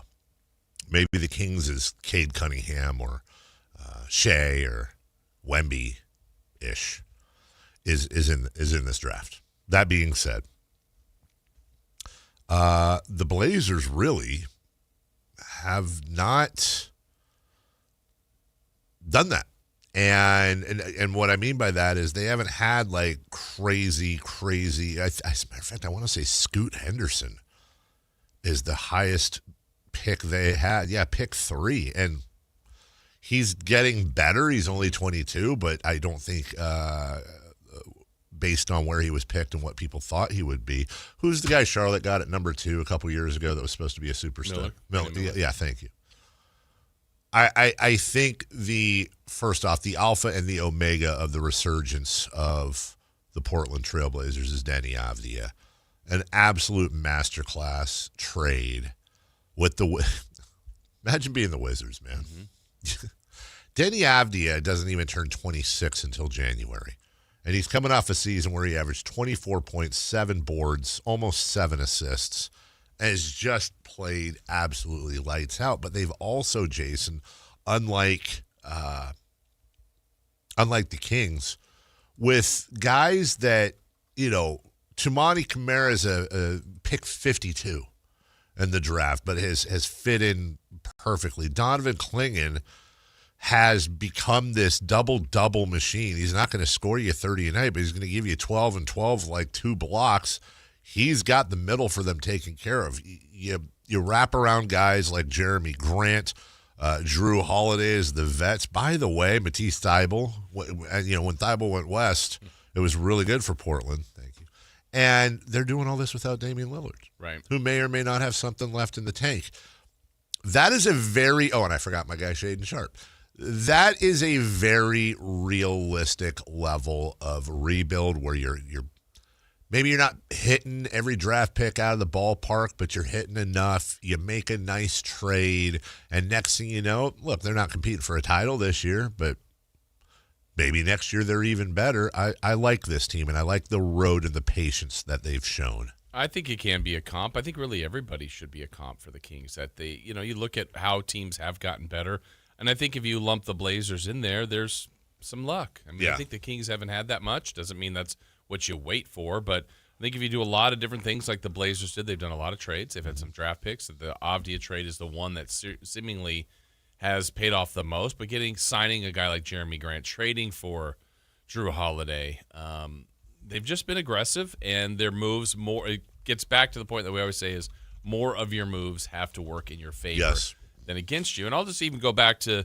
so many times we go back to 2002, and we've referenced like when the Kings really turned that around, that crazy offseason where all these things that went right in, 99. But let's just even do a couple years ago where the first Beam team happened. And if we really look at that, what was already here? Fox and Barnes. You get Mike Brown. Ronnie McNair comes in. You get Keegan Murray in the draft. You had just traded for Sabonis. Now it's his first full year. And then you bring in Monk and Herter. And just that was like kind of all of those things. You look at it that way. And you went, yeah, they all kind of worked. Like not to some championship level, but you went, yeah, that was a good draft. That was a good trade. That was a good free agent signing. That's kind of how you have to do it. Yes. And get more of them right. And to that level, it was, hey, look, that was a resurgence, got the team back in the playoffs. It didn't have the staying power. No. But that my example being that you kind of have to do it in that way where you get a good draft pick that people feel good about, you make a good trade, you make some good free agency moves, and start putting it all together. The Blazers traded Malcolm Brogdon and the number 14 pick to the Wizards for Denny Avdija. That number 14 pick ended up being Bub Carrington. I think that's a huge win for the Blazers. Absolutely. But what makes it an even bigger win for the Blazers? I wanted Denny Avdija so bad on this team. You know how much he makes this year? I do not. $14.375 million. And he signed for 2 more years. Now, you know what he makes his final contract year? What? 11.8. He's on a declining contract, 14, 13, and 11. You have a $14 million all-star this year. Outside of any rookie, because 41 last night. Yeah, he's easily the biggest value in the league, and it's a hell of a move. By the way, let me just look at this real quick. Oh, okay. All I saw was a text from my mom that said, you know how they show you like the first couple lines? It says, can you make us some vegetable beef and barley soup with more veggies than anything? That's all I saw, right? And I was like, you know what? We brought over the potato cheese soup, Mom. I didn't even hear about it. Oh, we tried it. It was good. It wasn't good. Whatever. Didn't even get a thank you. So then I click on the text. I'm just being transparent here. I click on the text. I should have known. My mother never sends 2-line texts. Can you make us some vegetable beef and barley soup with more veggies than anything? I wrote this before you and Mason brought the potato cheese soup over, and I forgot to send it. Anyway, I thought the soup was good. Thank you so much, in all caps. What did you think was wrong with it? I probably would have added more celery, onions, parsley, etc., maybe more spices, but I really enjoyed it. Did you take some to work? Looks like you're drinking some from a clear plastic container. How much salt did you add? I love you and really appreciate your chef skills, Mom. So do you have to answer all those questions? It's a lot. Yeah. It's like a press. Good. It's like a press conference. I know she's what? Yeah, Jason ate all his. Chris didn't like his. Yeah, that's what he said. Hated it. Let's see, Mom. What did I think was wrong with it? It wasn't thick enough. You liked it, but you would have added basically everything. I don't do parsley, Mom, in there, and I don't do spices. It's potato, tomato, celery, onion, cheese. That's it. Roux made out of butter and milk, and I do a cornstarch roux, not a traditional flour roux. Did I take some to work? Yes. Yes, drinking from a clear plastic container. No, I didn't add any salt because I want you to be able to, that's for my mother, to regulate her salt. And I think that's all the questions. Christopher Law in the back. What's the cornstarch instead of flour? What does that do? I just think it's a better thickener. I think flour, you can cook it out. You can cook the floury taste out of flour, but when you do that, it adds more of a different type of flavor. Plus, not to mention it would color and Worcestershire sauce. Oh, God. Are you allergic to Worcestershire sauce? I don't think so. Because isn't Worcestershire sauce, doesn't that have... Oh, I think that's how it used to be, where it was like it would have something of fish in there or whatever. I could be wrong. I'd be thinking of A1 or something. That's always my worst name. Our friend's kid is allergic, like EpiPen with peanuts, and I'm deathly afraid, no pun intended, of like accidentally being like, hey, check these cookies out, and forgot I put peanut butter in them. Anchovies. Anchovies. There's Worcestershire sauce. Maybe I didn't add anchovies. Or Worcestershire sauce. Anyways, I just don't like the flavor of a flour roux, and I don't really do a traditional roux. I think cornstarch is less flavorful. It doesn't offer flavor. It mixes well with it. It emulsifies better. I just take a shaker and I put some milk and some cornstarch in there, shake it up, and then add it to whatever. You don't have to use as much either. It's like $1 for a jar. If you've never used cornstarch as a thickener, I highly recommend it. I understand a flour-based roux is traditional, and I'm not disrespecting that, but I think cornstarch is 1,000 times easier. We'll take a break, and if you have any more cooking questions, 1-800-920-1140. When we come back, Keegan Murray speaks. We've got his exit meeting still to come. Precious Achiuwa, Neat Clifford, Max Moreno, Dylan Carwell, Daquan Plowden, and at 9 a.m., Gary Gerald, the G-Man. Not to mention we have Tim Allen tickets later today for you as well. We'll do that around 8. We'll do that right after this. You never know what you might hear when listening to a Sacramento Kings game. Out of Keegan, going for another triple. Man, is he feeling it. Keegan, can he do it? Yes, there's number 11, Keegan Murray. Keegan steps back. He just knocked down his 12th three-pointer, a Kings franchise record. He's got 45 points. Never miss a moment of Sacramento Kings basketball with Sactown Sports and the Sactown Sports app.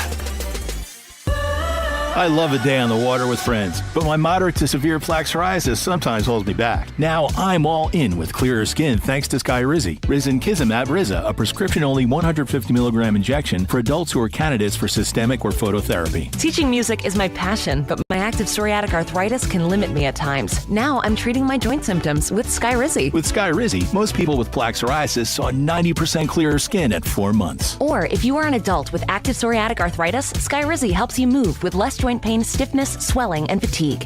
Don't use if allergic to Skyrizi. Serious allergic reactions, increased infections, or lower ability to fight them may occur. Before treatment, get checked for infections and tuberculosis. Tell your doctor about any flu-like symptoms or vaccines. There's nothing like clearer skin. There's nothing like better movement, and that means everything. Ask your doctor about Skyrizi. Visit Skyrizi.com or call 1-866-SKY-RIZZI to learn more. I'm Ed Evans, CEO of Consumer Cellular. No, we're not one of the big guys. Truth is, we don't want to be. If you're over 50, Big Wireless probably has you paying for more data than you might need. You could be throwing away thousands over a lifetime.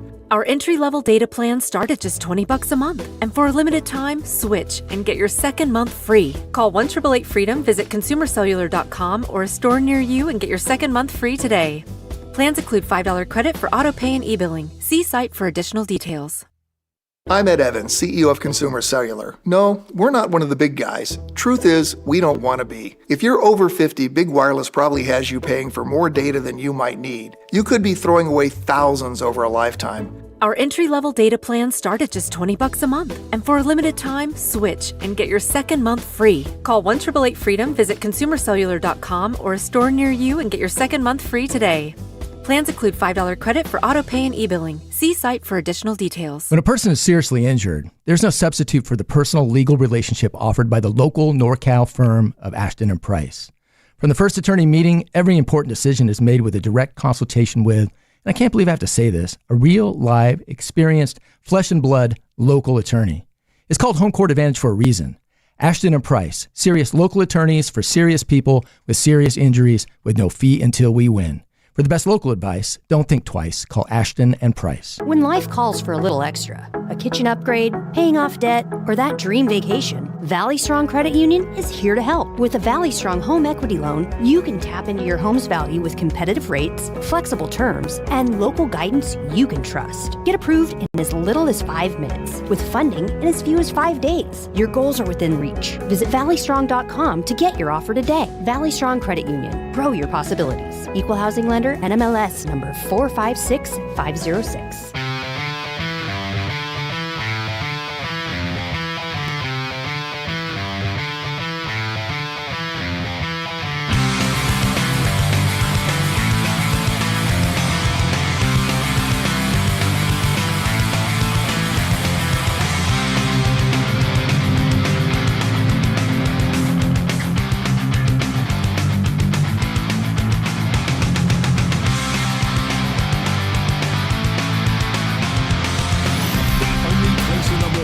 Get your sports fix. Live and local. The Carmichael Dave Show with Jason Ross.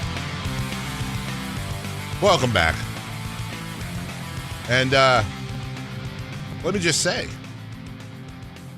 good to be with you. Great to be with you. Well, what'd you have to one-up me for? The best to be with you ever. +1. Remember that as a kid? +1 to whatever you say. No? You never did that? You didn't either? Somebody called you today to say +1? Nope, never heard it. +1 plus infinity? Maybe infinity. +1. I'm rubber, you're glue. Whatever you say bounces off me and sticks to you. Mm-hmm. Okay. Sticks and stones. Not an accurate statement. Sticks and stones can break my bone. Yeah, that is accurate. But words will never hurt me. Names or words or whatever. Yeah, no, I know. They hurt. If you cut me, don't I bleed? I do. Keegan Murray had a truncated season and had his exit interview.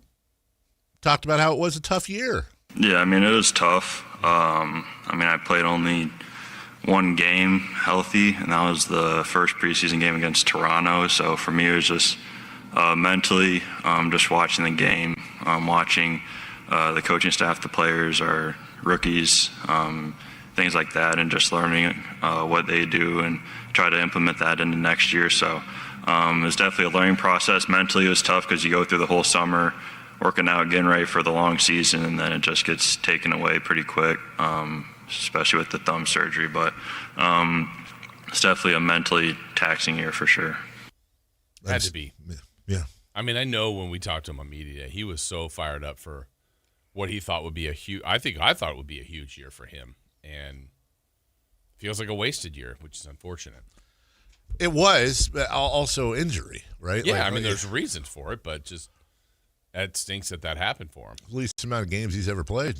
Yeah, even I played more games in high school. I played 23 and a quarter games, and it was rough. Hey. So yeah.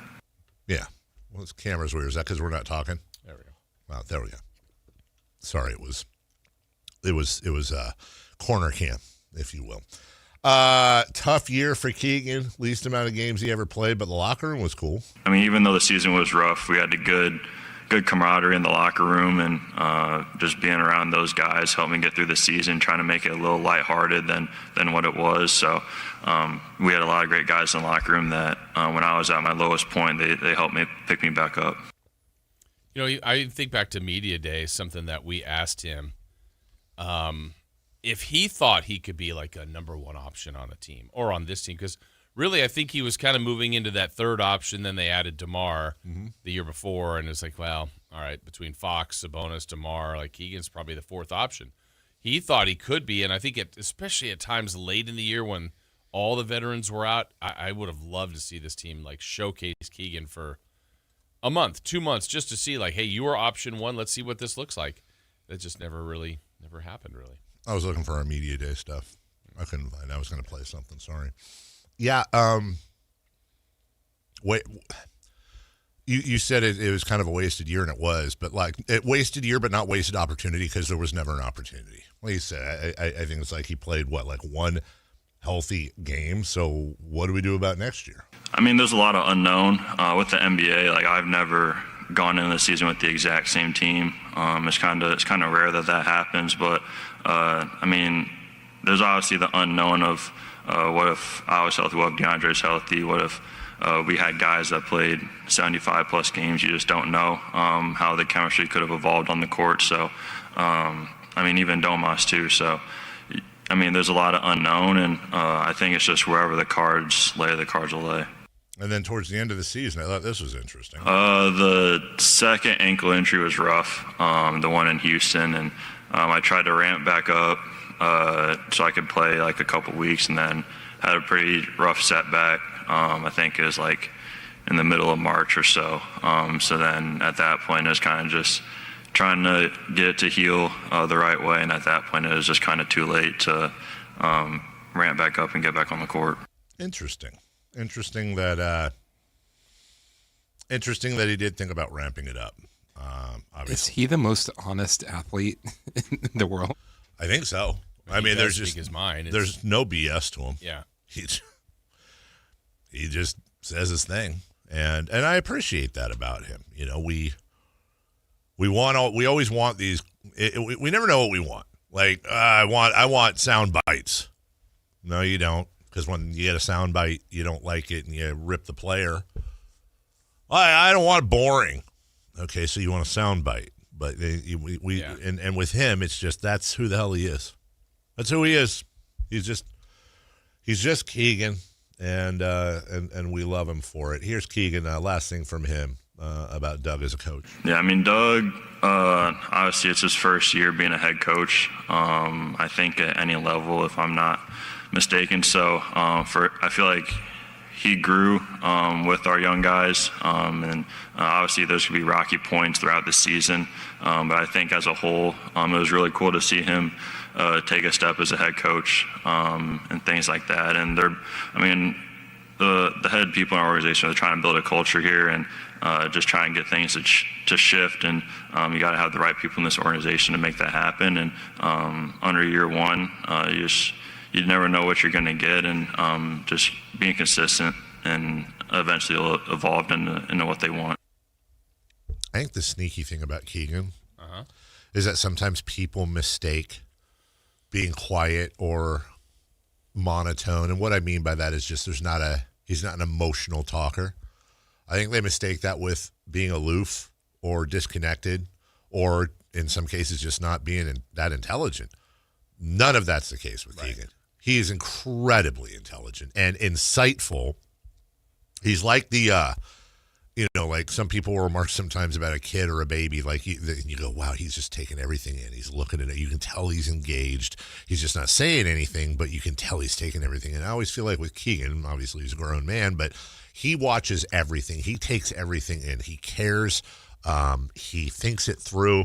Is he a little bit robotic? Yeah, but that's his style. And by the way, that's his style that he chooses to show us. You know, we don't know what Keegan's like playing Twister or Scrabble at home or whatever. And maybe that was his angry, frustrated voice. We would never know. Right. I want Keegan to stick around with the Kings for many reasons, but part of which is I'd like for him to play with us long enough to see him lose it one way or the other. And what does that look like? Right? Like when he's angry, like a snap. Like a, golly gee. Rats. I'm mad. Like, if the King, if okay. Didn't we ask him if he thought he could get a technical foul? Yeah, and he's like, oh, I don't know. But didn't he say like it could be a double technical? Yeah, a double tech. Am I just making this up, or do you say something like, yeah, but it calls me like if the ref thought I said something or did something and I didn't, something like that. Kings win the championship on a Keegan Murray last-second three. Like, he's just basically, like, here's what I envision. He's just, like, standing there with his, like, arm up, like, and holding the pose. While people are and then everybody tackles him. Would you rather that where he stays true to what we think he would do, where he's just chill, or he goes bananas? Bananas. Yeah. Oh, bananas. Shirts off. Jumps up on the scorer's table, rips his shirt off. Who do you think you are? I am. Helicopters. With the shirt. With the waving the shirt around. Keegan. Marie. I would love to be around for that. I think the best thing would be is if he got one technical in his career and it was a double technical on he and his brother. You got to think in the one, them playing one-on-one growing up, there's been some flagrant fouls. I would think so. Speaking of this potato cheese soup, man, it's about to be a fragrant foul, real quick. Yeah, sorry, buddy. Stinky. A lot of dairy. So we go into next year, and Keegan is going to be another what if. Yeah, he's still there. Yeah. His contract jumps up a major level now. Now he gets a little of the, not Levine expectations, but with great contract comes great expectations. Yeah. Well, and I've seen it in social media and other things. It's like he's gone from that, he's Keegan. Everybody loves Keegan to time to start doing stuff, Keegan. Top text at the 916. This person hasn't figured out. The Kings will never win with Keegan Murray as a starter. Okay. Actually, demonstrably false. They have won several times with him as a starter. So stop lying, Texter. You dirty liar. I would like to see him drive towards the basket more next year. I would like to see that. And I don't know if it's legal or not to do that with a Hoblet Dodge. Maybe not, but maybe a Hoblet Chrysler, Jeep, or Ram. Keegan Murray driving to the basket in a Hoblet Jeep would actually be funny, like a Wrangler with the top off. Not his. Yeah. Ram Power Days. That's coming. Right now, though, you can power your way. And I'll power your what? Into Hoblet, who is, as always, trying to lower prices for you with examples. Fine, 4.99% financing for up to 84 months on all new vehicles in stock. And all the rebates, you get to keep. Yeah, every single one. Other dealers say, choose one. Not Hoblet. You get them all. Big grocery bag of rebates. Only Hoblet has fought to get you deals this good. They are your advocate. Search, select, and save through their whole inventory at hobletdodge.com. Unbeatable prices. Unbeatable selection. Nobody, and dare I say nobody, beats Hoblet, period. We'll take a break. When we come back, Achiuwa, precious Achiuwa, his exit meeting next. The Sactown Sports 1140 newsletter right to your email. Get your latest on the Sacramento Kings, athletics, and Republic FC with the Sactown Sports 1140 newsletter. Visit SactownSports.com to join. This is the story of the one. As a procurement manager for a hospital system, she keeps every facility in her network stocked and ready. That's why she counts on Grainger to be her single source for thousands of products, from disinfectants to lighting, air filters, and more. And with fast, dependable delivery, Grainger helps her keep every facility stocked, safe, and running smoothly. Call 1-800-GRAINGER, click Grainger.com, or just stop by. Grainger, for the ones who get it done. I'm Ed Evans, CEO of Consumer Cellular. No, we're not one of the big guys. Truth is, we don't want to be. If you're over 50, Big Wireless probably has you paying for more data than you might need. You could be throwing away thousands over a lifetime. Our entry-level data plans start at just $20 a month. And for a limited time, switch and get your second month free. Call 1-888-FREEDOM, visit consumercellular.com or a store near you and get your second month free today. Plans include $5 credit for auto pay and e-billing. See site for additional details. A's fans, the 2026 season is here, and single game tickets are on sale now. Be there for an exciting season, packed with theme days, giveaways, and fireworks nights, including bobbleheads, jerseys, hats, and much more. And getting in is easier than ever. Tickets start at just $8 for select April and May games. From opening day to unforgettable summer nights, there's something for everyone at the ballpark. Get your tickets today at athletics.com/tickets and be part of the excitement this 2026 season. Is the crew on their way so we can fire up the grill? Cabrito, arrachera. They're gonna love it. Better go with birria and carne en su jugo. Classic Jalisco dishes with tradition. That seasoning is great, but northern Mexican-style meat speaks for itself. Let's make both. Deal. And to boost the flavor, ice-cold Pepsi. Its sweetness pairs perfectly. And to go with it, flour tortillas. And corn ones too. Hey, carne asada deserves Pepsi. The Travel Guys, new on KHTK 1140 every Saturday at 11 a.m. We'll make you a smarter traveler. Tips you can use on the road and at the airport, plus reports from top consumer advocates. The Travel Guys, 11 a.m. on Sactown Sports 1140.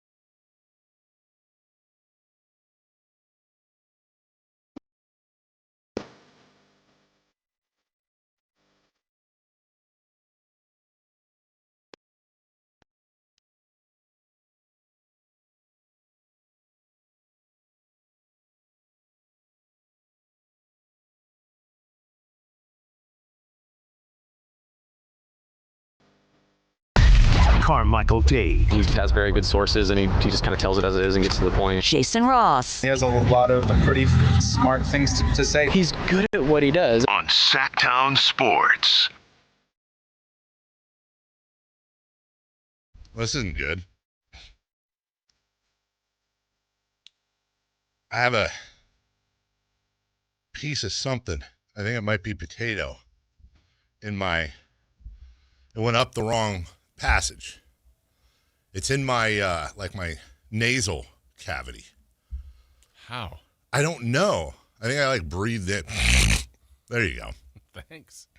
Nope, it's still up there. It's like above the roof of my mouth. That's a French fry. So it's like super annoying. It's tickling. Much like you do, but not in a, not in the fun way like you do. In an annoying way. Precious Achiuwa. Let's start with something fun. On the Beam Boys and Lighten the Beam.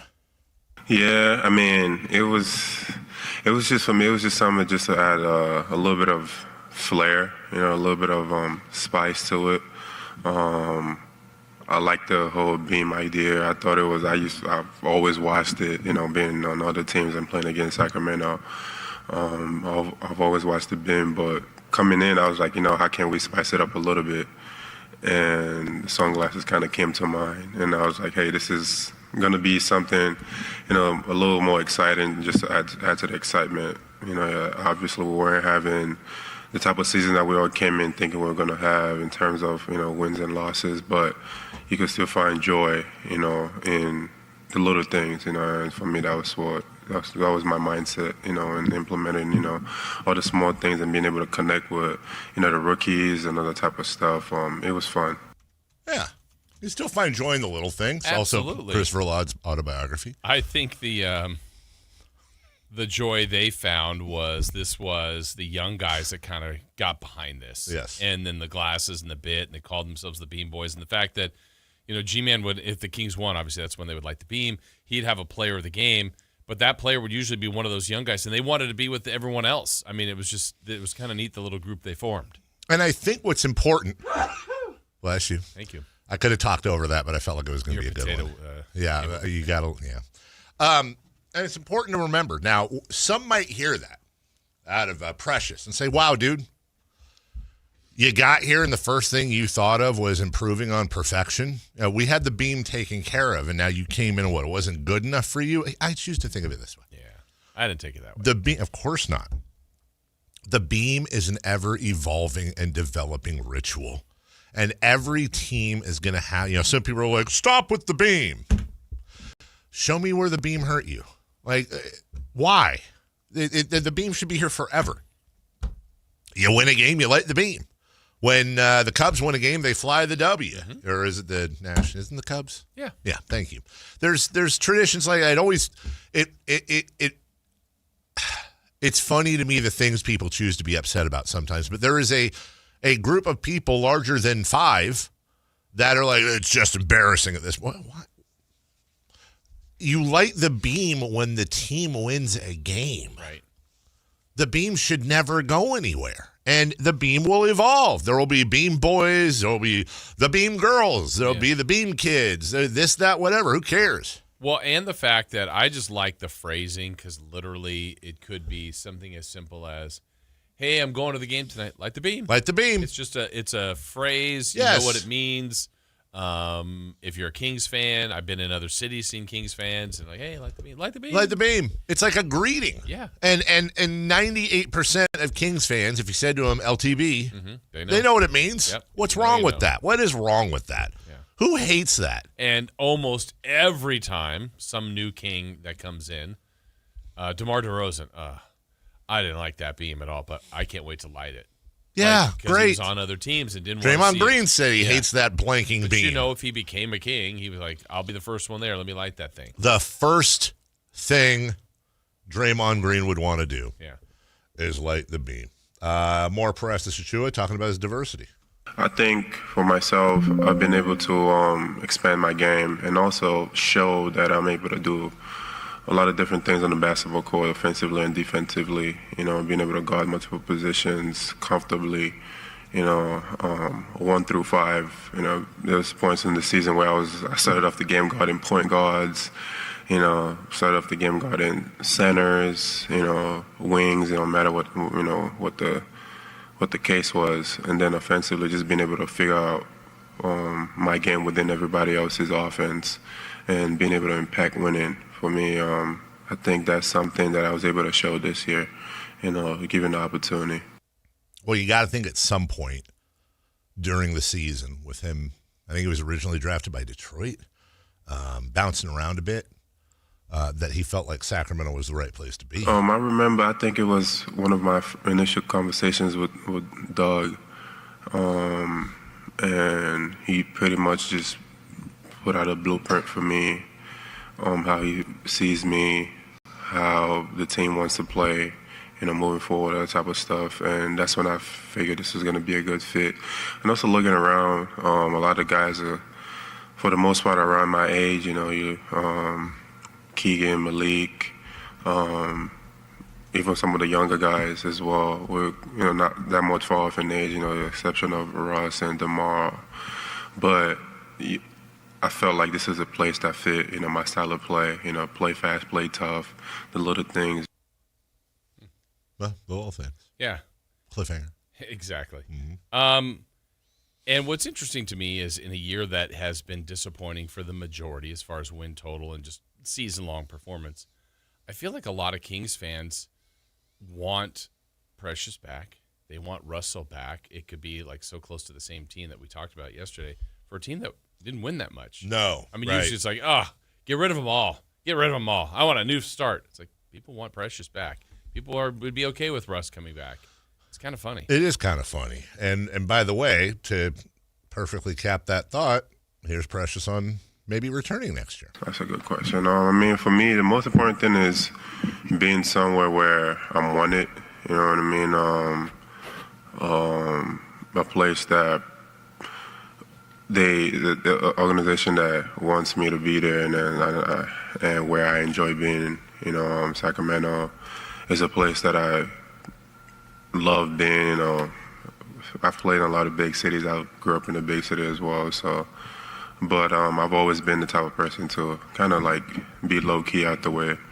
Sacramento gives me that feeling, where it's, not a lot going on, not too crazy, and that's most of my pace. But at the end of the day, it's business. You never know. It's never black and white in this business. This is year 6 for me. I've kind of seen a lot of things, in a short period of time. But it's just taking it one day at a time. See what happens, see what unfolds.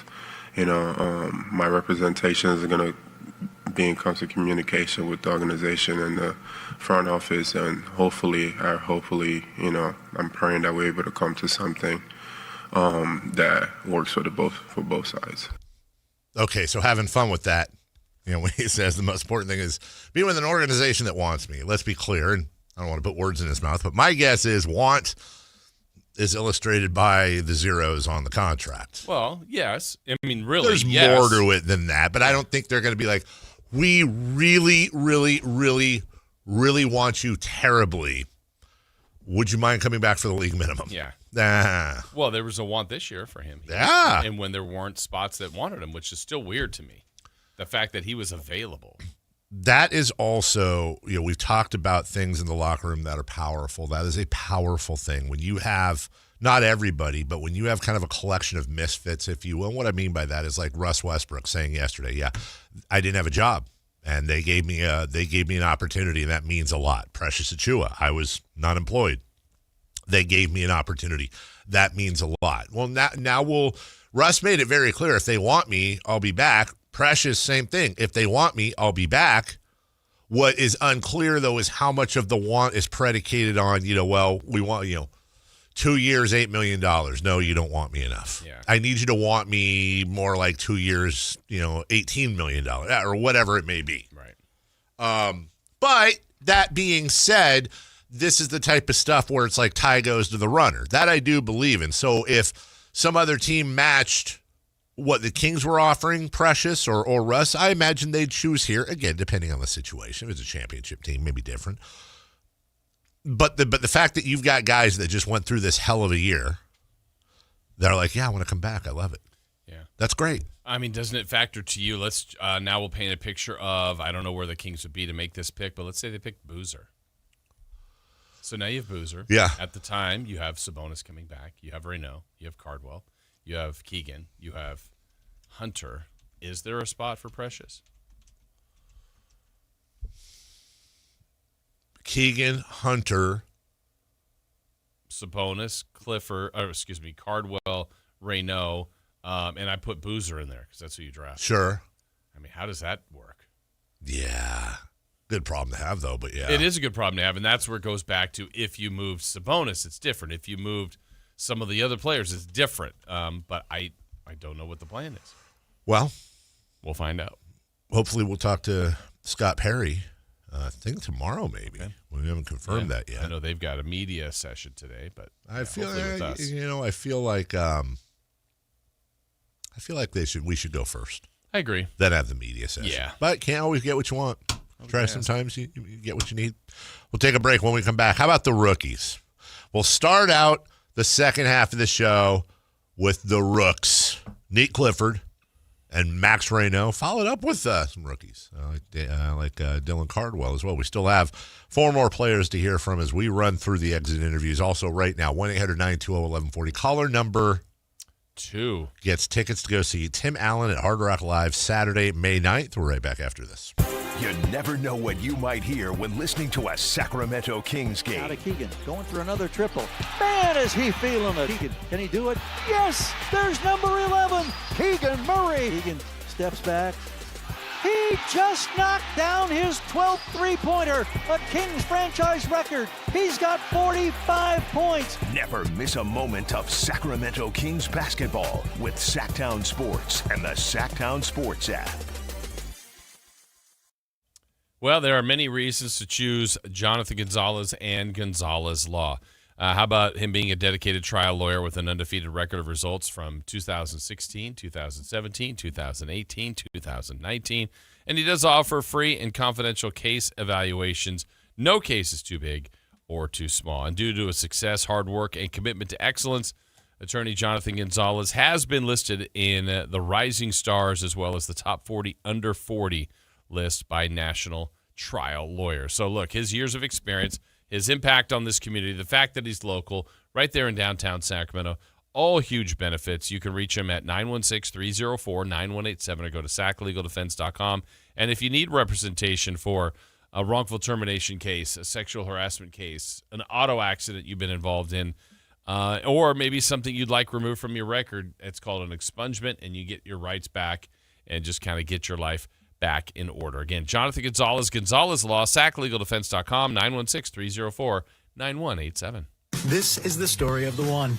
As a safety manager at a manufacturing plant, he does everything he can to keep his coworkers safe. From finding ways to reduce risks to keeping safety supplies in stock. And for that, he relies on Grainger. Grainger offers a broad range of quality products and next-day delivery, so he can always play it safe. Call 1-800-GRAINGER, click Grainger.com, or just stop by. Grainger, for the ones who get it done. Business moves fast, and so do we.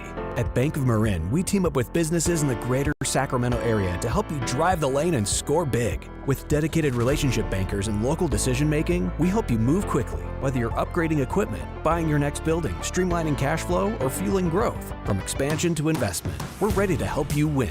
Bank of Marin, your local business bank. Visit us at bankofmarin.com. Member FDIC. At Fisher Investments, we may seem like other money managers, but we're different. Are you really that different than the rest of us? We are. As a fiduciary, we always focus on what's best for our clients. What services do you offer besides investing? We have a team of specialists in financial planning, estate planning, and more. Your clients rely on you for all that? Yes, we ensure clients receive unparalleled service at every step of the relationship. Okay, but you still sell commission-based products, right? No, because we believe that's a conflict of interest. We prioritize service over sales goals. So, then how do your fees work? We have a simple and transparent fee that's a percentage of our clients' portfolios. So we do better when our clients do better. Wow, we're more different than I thought. At Fisher Investments, we're clearly different. Learn more at fisherinvestments.com. Investing in securities involves the risk of loss.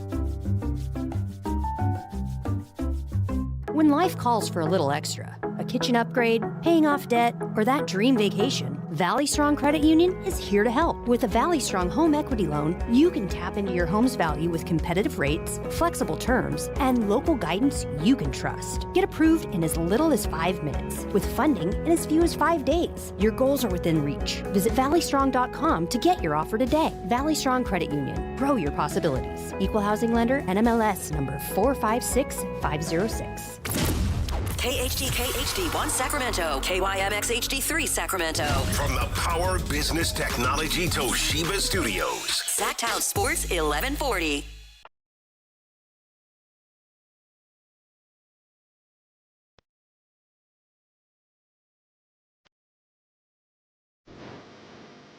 Ladies and gentlemen, we are halfway through the week.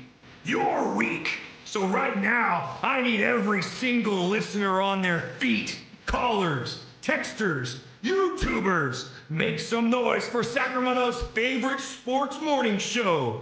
Carmichael Dave, Jason Ross, and the man behind the glass, Chris Verla.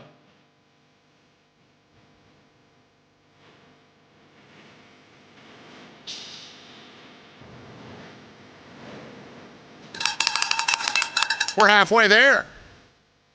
Living on a prayer. Oh, by the way, I hate bringing this stuff up too. Anyone heard John Bon Jovi singing lately? Nope. Like with athletes, man, I don't ever want to be one to be like, hey, give it up, because, hey, people are paying to see you. You're having fun. Good for you. Like the whole, Jerry Rice really needs to retire. If they're hiring him, yeah, he's playing, he's having fun, he's got the rest of his life to not do football. Mm-hmm. It's a little different with music because you can just go forever. Here's another one. Frankie Valli. Oh, my God.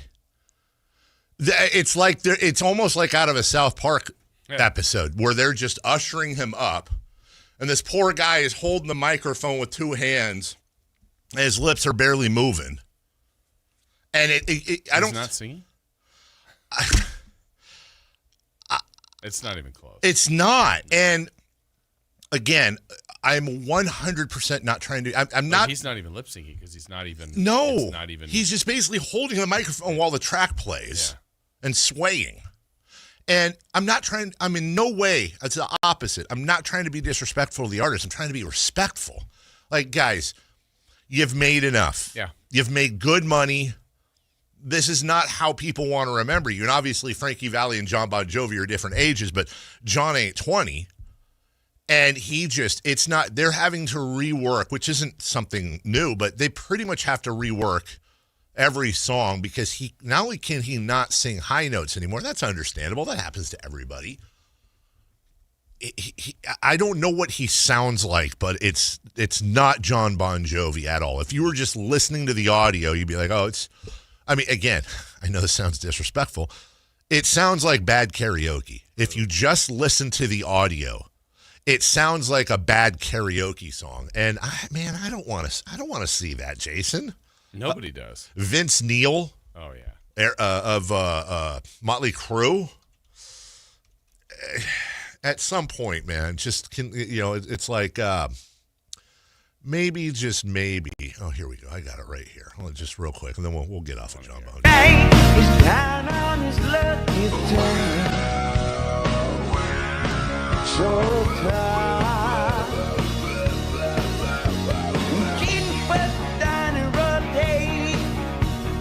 What the man should be to my people. And my guess is, here's the thing I don't know.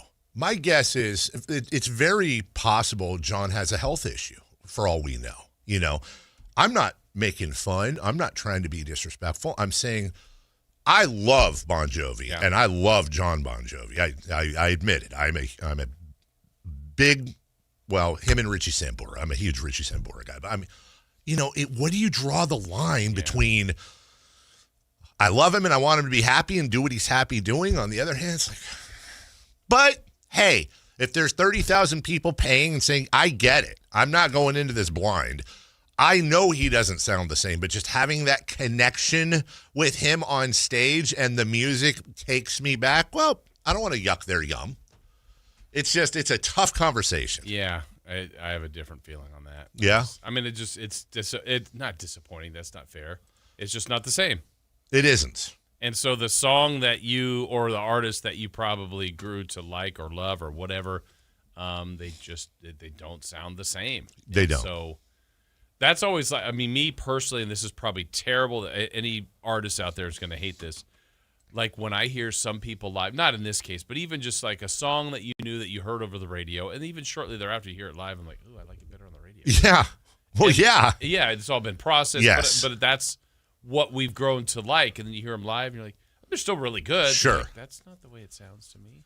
No, it would actually, if this is a different type of show, or maybe in the summer when we're really bored, it's actually a really interesting topic would be songs that most would think were better live than, and the one that I that always pops to mind, second time they've been mentioned on the show today, is the song Where the Streets Have No Name by U2. There's a version on Rattle and Hum where they have a full choir, the church choir in the background. Yeah. And I'm a sucker for choirs, but I'll take that version 1,000 out of 1,000 times over the. But you're exactly right. There's a reason it's better recorded usually. It's mixed, it's produced. There's 70 takes. Yeah, I know. I think I told you this before. We went to Golden One to see. It was a duo concert where it was Hall & Oates and Tears for Fears. And Hall & Oates, it wasn't that they couldn't sing the same. Sure. They changed, probably because they've done these songs for 40 years. Yes. But I would rather know, boom, first note, That's oh my right. gosh, that's this song, and they're going for a while. I'm like, wait, what? Oh, okay. They changed it. They changed their arrangement. Where Tears for Fears, I was going to say, amazing. I was going to say, but I like them better going in, or not going in. I was going to jump in and say, I have no idea about this show. I've never heard you talk about it. I'll just bet Tears for Fears nailed everything. I thought so. Yeah. And it wasn't They're that still Hall & great Oates was live. bad. Yeah. It was different. Right. And that's the other thing. Stop remixing the song. Right. But maybe for them, it's like, I'm not doing I this don't the same care way. that you've played. I get it. You've played it 10,000 times.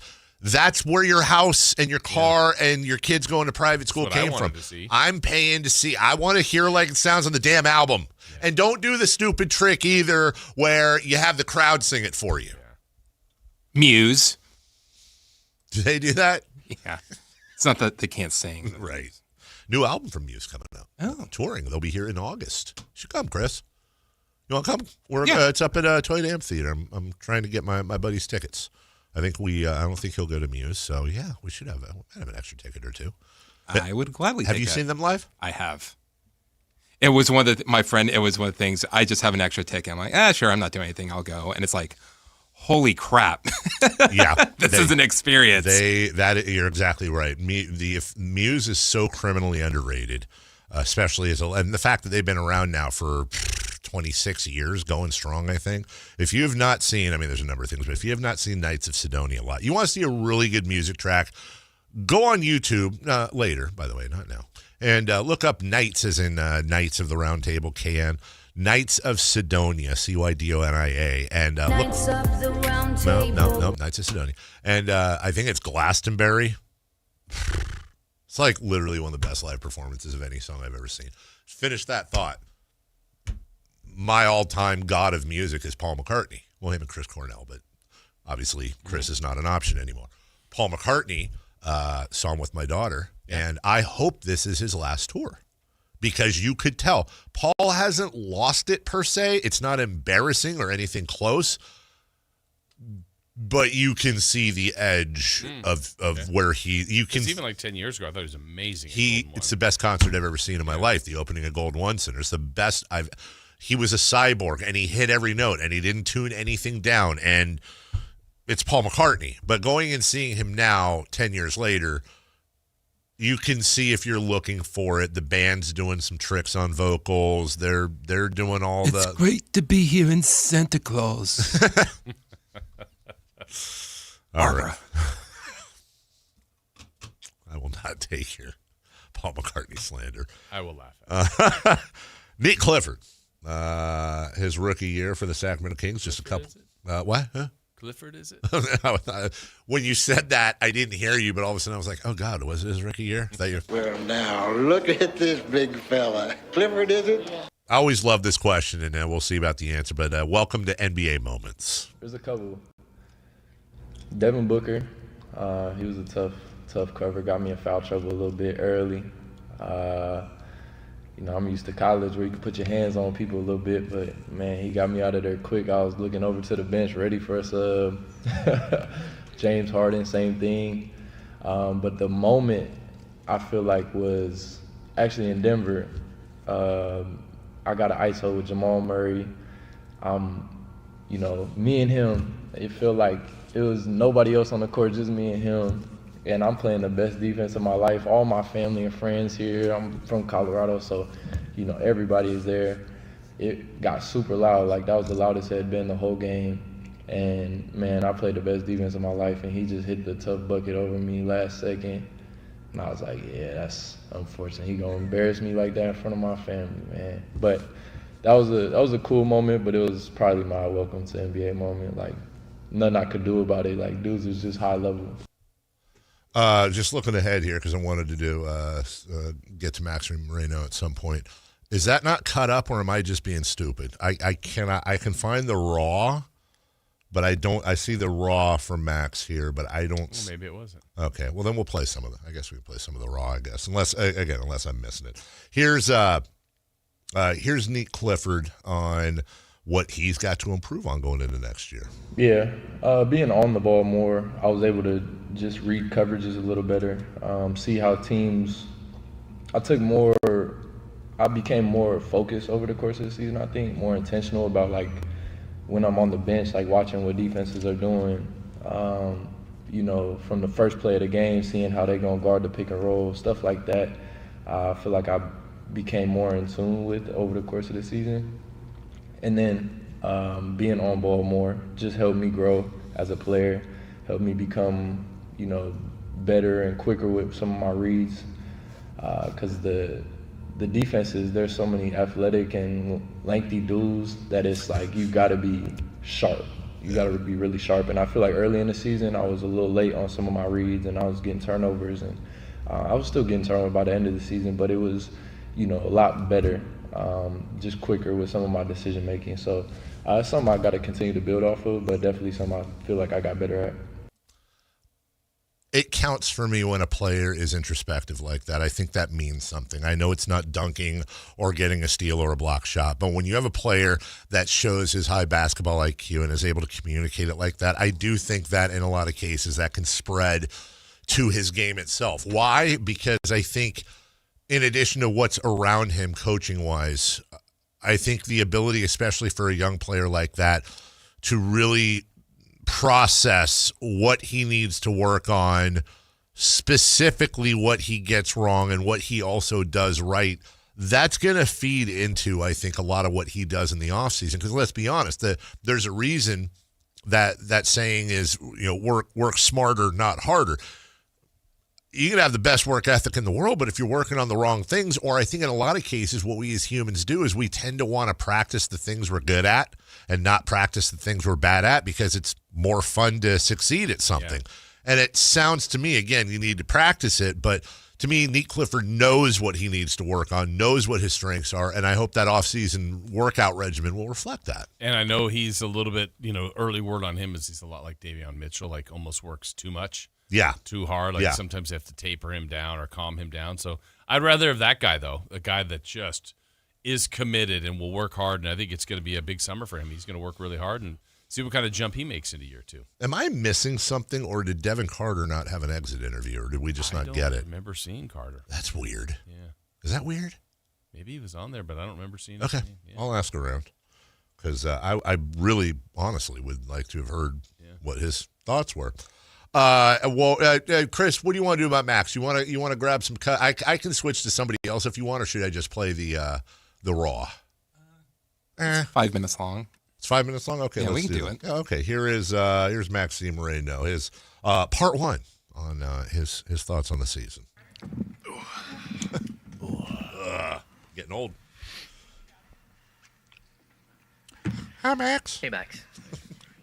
This summer, we talked a little bit like a punch list of things you might want to improve on this summer. Have you started to put together sort of a list of things that you really want to focus on?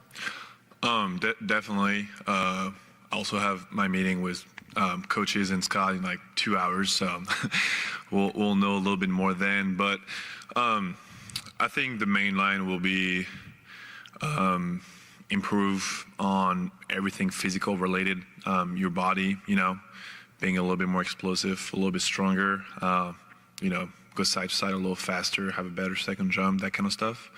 I think that will be the baseline. And then skill-wise, improve on what I've started to improve on at the end of the season. Keep shooting threes,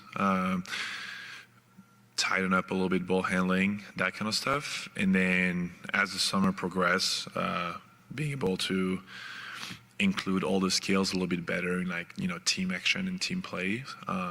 So I think this is what, came up with me and my PD over the last couple of games. But as I said, we'll have the meeting after and officially write down what we need to work on. Max, 2 for you. Do you plan on staying here in Sacramento to work on those things, or do you think that you'll go back and forth between here and France? I'll be probably here for the most part. Obviously, if there's some national team events that I may partake in, I will have to go there. But I think the main idea is to probably stay here. The facilities, the coaches. It's like close to my new home, I guess. So it'll be a little simpler. But once again, everything's an asterisk, Totally. Final one is, when you look back on the season, what's your welcome to the NBA moment for yourself? My handshake with Shannon, definitely. We can show you guys after. It was pretty high level. What was so great about it? It's a really cool one, actually. But no, I think my welcome to the NBA moment, there were many. I think I was very, starstruck when, first met Debo, Zach, Domas, Russ when he got signed. that followed up with the Spider-Man backpack, being reminded that you're a rookie on the daily. And then, I don't know, probably a couple plays where you just still feel like a child and you're like, okay, I don't know if I'm all the way ready for this. But just the whole experience, the whole first 6 months was a lot. What do you think you'll remember most about the year overall? It's a good question. Understand how your body and mind work. I think I've never experienced that many games in my life, that many up and downs too. So being able to, look back on that and be able to prepare for next year a little bit better. I know you have kind of like dips in energy like right before All-Star break, something that, I've never experienced before at that level. So being able to prepare for that a little bit better. That's something I'll try to take away, but mostly I'll just try to remember the positive, and all the amazing people we met, all my vets and all the people that, helped us make that possible, whether it's like equipment people, whether it's like PR, whether it is, the weight room, the cleaning people, our chefs, like everything, right? So, yeah. You mentioned the constant reminders of being a rookie. Did that ever kind of go away at any point, given the productivity that you showed and just kind of the daily grind? Did it ever get to a point where you're like, I don't feel like a rookie anymore? No, I would say it actually became even worse once your productivity went up, because then they want to remind you like, oh, you think you're cool because, you had a good game, but no, you're not. It's not really. I do think the way you behave, like, in like the workplace, if I can call it like that, or like your team, outside of the court, really doesn't matter if you're averaging like 40 or if you're averaging like 0, right? It's more about how you interact with others, kind of like the duties you have, like, carrying bags, being kind of like at the service of like the older guys, and then also understanding that there is also some kind of like a pecking order in the team, and that like guys with more experience, like their voice matter more, and that's completely fair. So that's more what I meant by it. But then obviously on the court, the maybe unsure rookie that came into the year is much different than the player that ended the season here, who is like, I would say, much more confident, like understand his role a little bit better. But yeah, when I meant rookie, I meant more non. I love hearing him talk. He I know it sounds like a cliche, but he really does seem to have wisdom beyond his ears. Mm-hmm. And I don't think I heard he went to Stanford.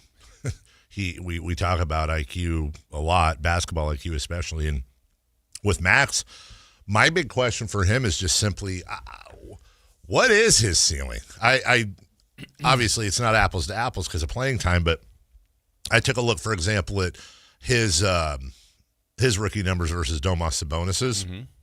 It's not particularly close. Max dominates him, but of course Sabonis was at the end of the bench in I think Oklahoma City.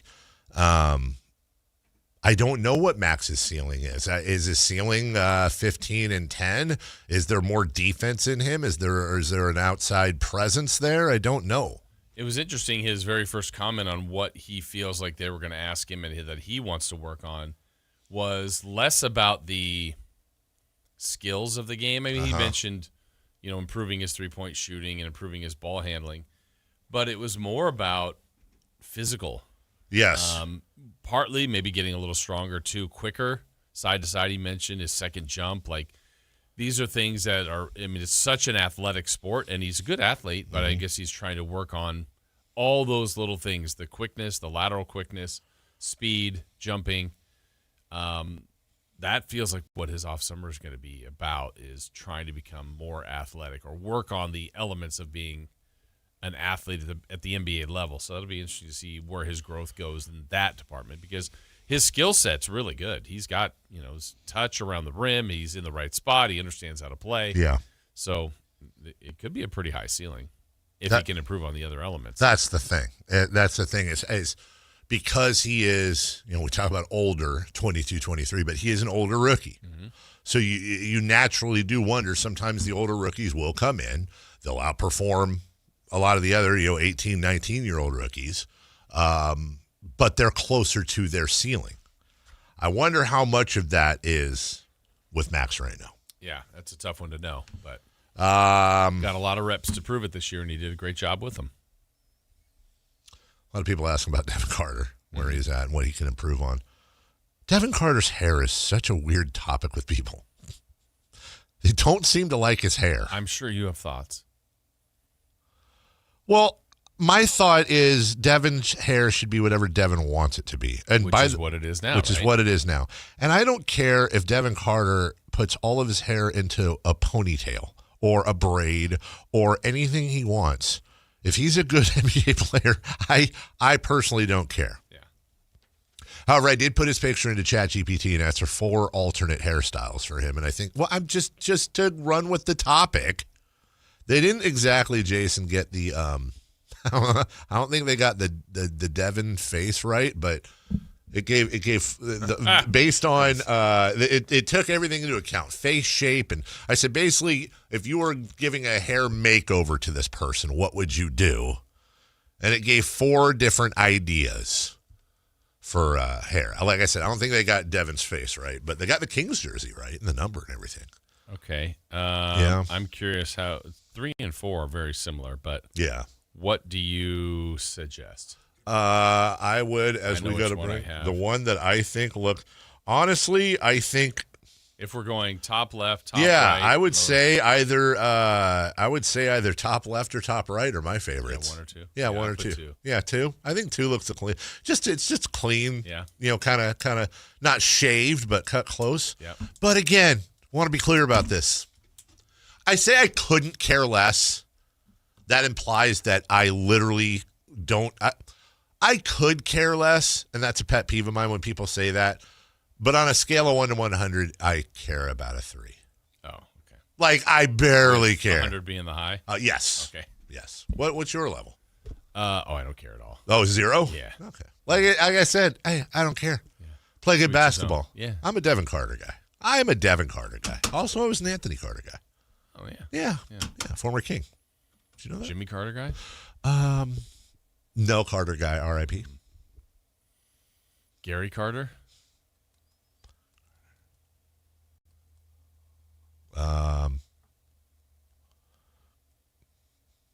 Quincy Carter? Damn it.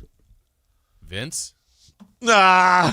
I'm done. No, you got me. You know why? Because I was stuck on trying to figure out a way to put it into Walker, Texas Ranger, and I couldn't figure it out. I kept thinking Walker, Kessler, Texas Ranger, and then I went off on a tangent. We'll take a break.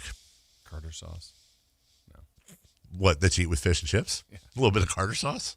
Hello. When we come back, Dylan Cardwell and Daquan Plowden wrap up our exit meetings next.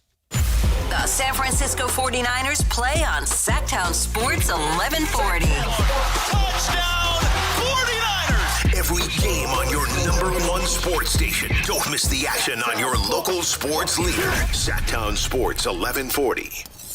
This is the sound of Claire, cooking dinner at home.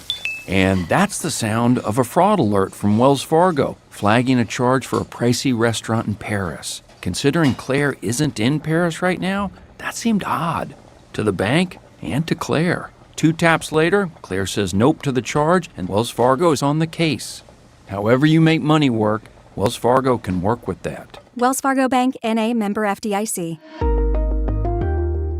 Buying golf gear is easy. Buying the right golf gear, well, that's different. At Hagen Oaks, they don't just sell equipment, they fit your entire game. With TrackMan technology in the Player Performance Studio, your clubs are matched to your swing. Ping's Ballnamic Fitting helps you find the golf ball that performs best for you. Hagen Oaks Putter Fitting Studio dials in your stroke, and FootJoy's 3D foot scanner finds correct shoe size for your feet. It's a smarter way to play better golf. Total Game Fitting at the Hagen Oaks Golf Super Shop, Fulton Avenue at Business 80. Sacramento! Now you've got a place for all things dance. The all-new Energy 100.5 HD2. Where dance music lives. Dance vibes anytime and any place when you get the free Now 100.5 app. Or listen at 100.5 HD2.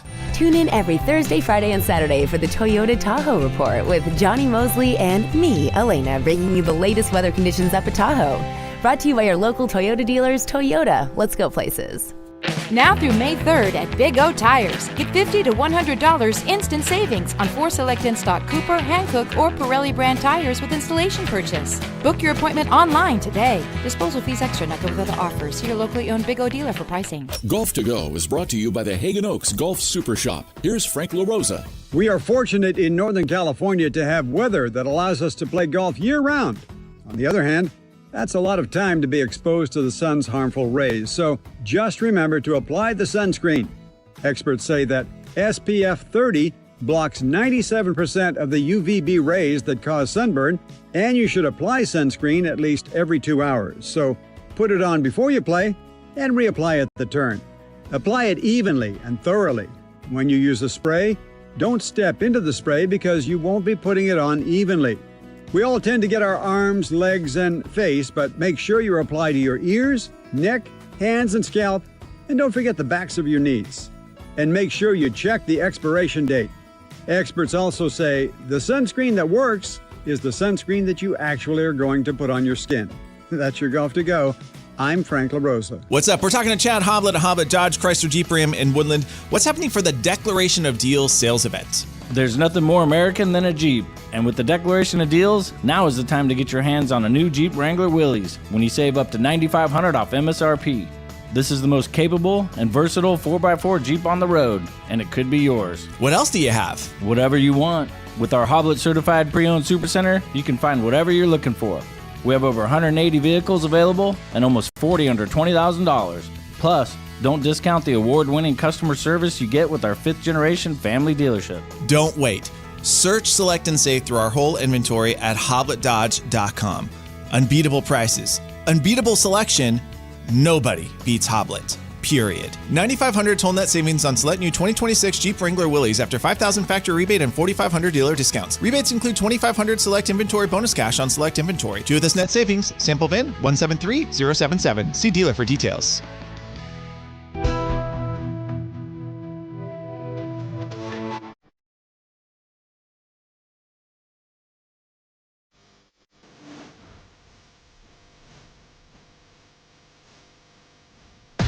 The Carmichael Dave Show with Jason Ross. Call or text at 916-339-1140. On Sactown Sports.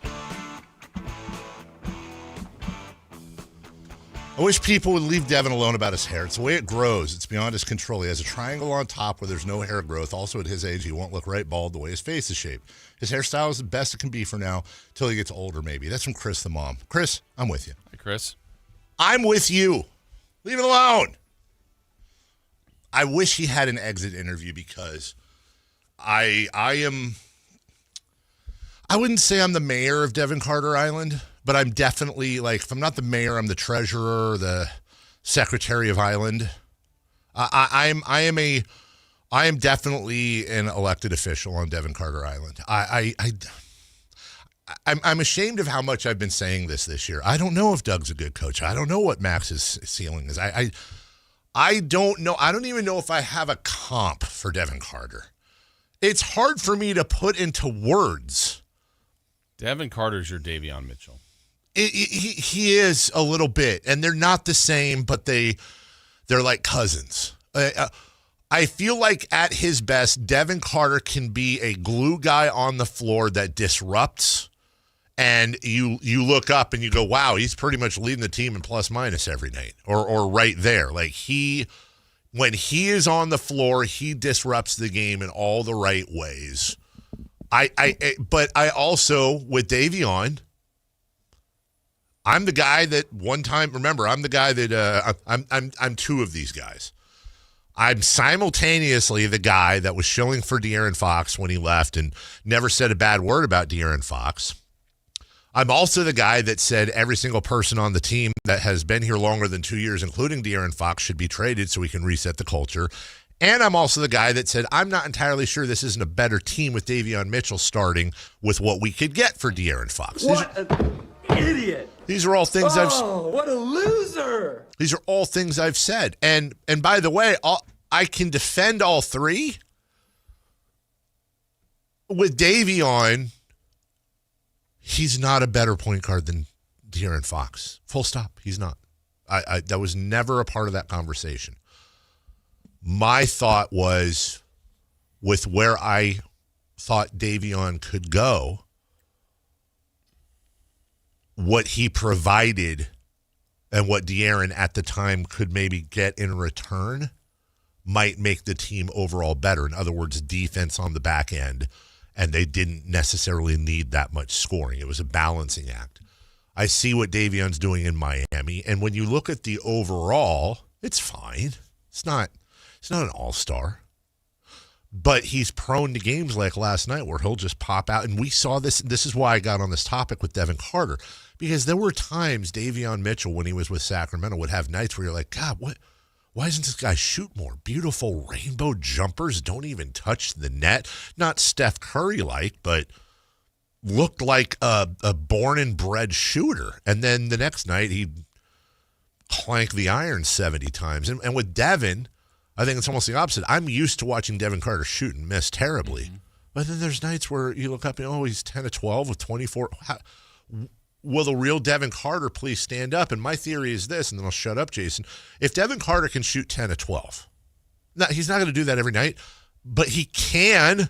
So he can do that. Therefore, I think he can work and do more of that, ergo, be a very useful player on the floor.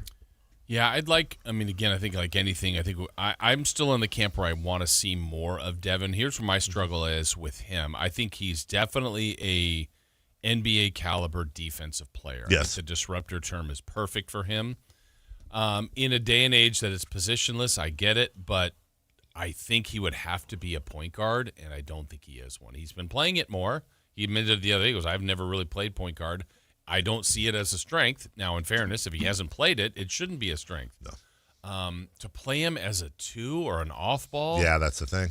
That's tough. I think that's really his position. He saw, I just, and the other part I always say at the end of the year, like this year specifically, when the year was really tough, they're going through these games at the end. I'm trying to figure out if Devin was getting his statistics because he was getting minutes. That's the problem with this year. Some guys, I don't feel that way. Yeah. I'm leaning more towards him on that, and that may be totally unfair. Yeah. But that's my feel, and I don't know that I'm accurate on that, but that's more of my feel with him. Because the other times where he played with more of the regulars and more meaningful minutes, I kind of went, I'm not seeing it. But in fairness, he was doing it much better here at the end. What I was really impressed was with that last game against the Warriors, when Draymond and GB2 were just trying to punk him on the floor. Yeah. Completely agree. And he went right at them, got GB2 so frustrated he got kicked out. It's like, whoa. They were hunting him. Yeah. And he responded. He rose to it. And I love that. That part is great. All credit to him. He is really like a Tasmanian devil at his best. And you look at his month of April, and he had a 21-point game. He had a 29-point game. He shot 61% from the field on 18 shots. He had a 9-rebound game. He had an 8-assist game. He had 2 steal games. He had 4 blocks. And by the way, that's 4 blocks in 6 games. But you're so right on 2 things. Number one, it's really tough to tell if, like, when I say is this Devin Carter's ceiling, I'm saying, like, okay, as you said yesterday, if you throw enough players out there and give him his minutes, 34, 35, 21, 36, 32, 23. Okay, you put a player out there for 32 minutes. Is he going to put up some numbers? Yeah, probably. But if you gave those 32 minutes to this player, are they going to throw up even better numbers? Is part of what this breakout really just – he's getting 30 minutes a night on one of the worst teams in the NBA, and that's not going to happen if you can't be a good team and have a Devin Carter playing 30 minutes a night. I think that's a legitimate question. And then the other point you made, I completely forgot. Yep. You made 2 really good. Oh. Position? Or yes, it was position. Devin Carter is 6'2", 195. That's a point guard. That's a point guard. But is he a point guard? Right. It was like before the season when everyone's like, the Kings have plenty of point guards, Malik and Ellis and Carter. I'm like, nope. Ellis really isn't one, but Ellis is bigger. Carter isn't one or hasn't been one. Malik is more of like a playmaker, but can play. I mean, I would say of the three. And then when they got Westbrook and Schroeder, and you're like, oh, they got 5 of them. Like, I still think they have 2, really, in Westbrook and Schroeder at the time. And then they utilized Malik a little bit more in that spot. At the end, now they're like, Carter, you go play it. And this summer, I would play him at point guard the entire summer league, unless you draft one. Or, unless you draft one. Did they do that last year? Not as much. I mean, they did some with Clifford. They had Isaiah Stevens. That's right. But almost like exclusively. Like, if that's the position you think, I mean, if you think you can kind of has to keep him as a 2, and I would say if he's a 2, I feel like he's a bench player to me. Yeah. Which is okay. And he might be a bench point guard, but yeah. It does make you think, though, if I'm Devin Carter and I've now had, 2 years in the NBA, one of which is being hurt, basically, but he's had a chance now to acclimate himself. Maybe he's going, okay, look, I'm 24 years old. I just turned 24. The whole lottery pick thing is old now. My best future in this league is playing point guard. Therefore, boy, am I going to work a lot on that. I don't see why not. Yeah. I don't see why he couldn't, because I'm with you. I just don't know, unless he's just one of those like super subs. Hey, Devin, get in there and just break the game up. Right. Get in there and almost do hockey subs with him. Go balls to the wall for an 8-minute stretch and just make this thing goofy, because we need. And by the way, there's a place in the NBA for those people that are just momentum switchers. We'll take a break. We got onto it. We kind of did our own exit interview with Devin Carter. Still have Dylan Cardwell and Daquan Plowden to get to at some point. When we come back, though, what's hot, what's not, and we will go streaking before we get to the man, the myth, the legend, Gary Gerald. 9 a.m. next. Stay up to date on Sacramento sports. Join the Sactown Sports 1140 newsletter. Visit SactownSports.com. Help DEA keep our communities safe and healthy by participating in National Prescription Drug Take-Back Day, Saturday, April 25th. Take action right in your own home by cleaning out your medicine cabinet of unneeded medications. Keep them safe, clean them out, take them back. Find a collection site near you at DEATakeback.com. Do your part to lower overdose deaths and prevent prescription drug misuse before it starts. That's DEATakeback.com. I'm Ed Evans, CEO of Consumer Cellular. No, we're not one of the big guys. Truth is, we don't want to be. If you're over 50, Big Wireless probably has you paying for more data than you might need. You could be throwing away thousands over a lifetime. Our entry-level data plans start at just $20 a month. And for a limited time, switch and get your second month free. Call 1-888-FREEDOM, visit consumercellular.com or a store near you and get your second month free today. Plans include $5 credit for auto pay and e-billing. See site for additional details. This is the story of the one. As a maintenance tech at a university, he knows ordering from multiple suppliers takes time away from keeping their arena up and running. That's why he counts on Grainger to get everything he needs, from lighting and HVAC parts to plumbing supplies, all in one place. And with fast, dependable delivery, he's stocked and ready for the next tip-off. Call 1-800-GRAINGER, click Grainger.com, or just stop by. Grainger, for the ones who get it done. I'm Ed Evans, CEO of Consumer Cellular. No, we're not one of the big guys. Truth is, we don't want to be. If you're over 50, Big Wireless probably has you paying for more data than you might need. You could be throwing away thousands over a lifetime. Our entry-level data plans start at just $20 a month. And for a limited time, switch and get your second month free. Call 1-888-FREEDOM, visit consumercellular.com or a store near you and get your second month free today. Plans include $5 credit for auto pay and e-billing. See site for additional details. Capital Casino is conveniently located in downtown, 411 16th Street, and has been a part of the greater Sacramento area for over 20 years. They offer the best variety of games in the region in a safe and friendly environment, and there's plenty of parking, all well lit and monitored by security. Come have a great meal at the cafe and restaurant inside. Capital Casino has the best food, the best service, and the best action. But please always remember to gamble responsibly. 1-800-GAMBLER. Whoa. Okay. This one says you get a free phone if you switch. Hey, this one also says you get a free phone if you switch. Yeah, they all do, hon. Wait. The T-Mobile one says families saved over $3,700 versus the other big guys in the past 5 years. And Their experience plans have Netflix included, plus a year of Dash Pass by DoorDash. Hang on. Let me see that. And a 5-year price guarantee? Oh, yeah, we're switching. That's what I'm talking about. Do we clap now or? I'm thinking high five. At T-Mobile, get savings that keep stacking up. That's value you can feel every day. Switch now at T-Mobile. Savings based on Harris X billing snapshots from Q3 2021 to Q4 2025 among accounts with 3+ voice lines compared to AT&T and Verizon, excluding discounts, credits, and optional charges. See harrisx.com/T-Mobile. Price guarantee on talk, text, and data. Exclusions like taxes and fees apply. See T-Mobile.com. Card collectors know there's nothing as special as a rare one-of-one card. And now you can hear a very rare one-of-a-kind sports card show right here on Sactown Sports. Whitey Gleason here inviting you to join me and Mr. True Sports Cards himself, Imran Pilati, for the True Sports Card Show every Saturday morning at 10 on Sactown Sports. It's the only sports card radio show in the nation. For all your hobby needs, get to True Sports Cards, 6661 Stanford Ranch Road in Rockland. And for hobby, insight, and fun, join us for the True Sports Card Show Saturday mornings at 10 on Sactown Sports.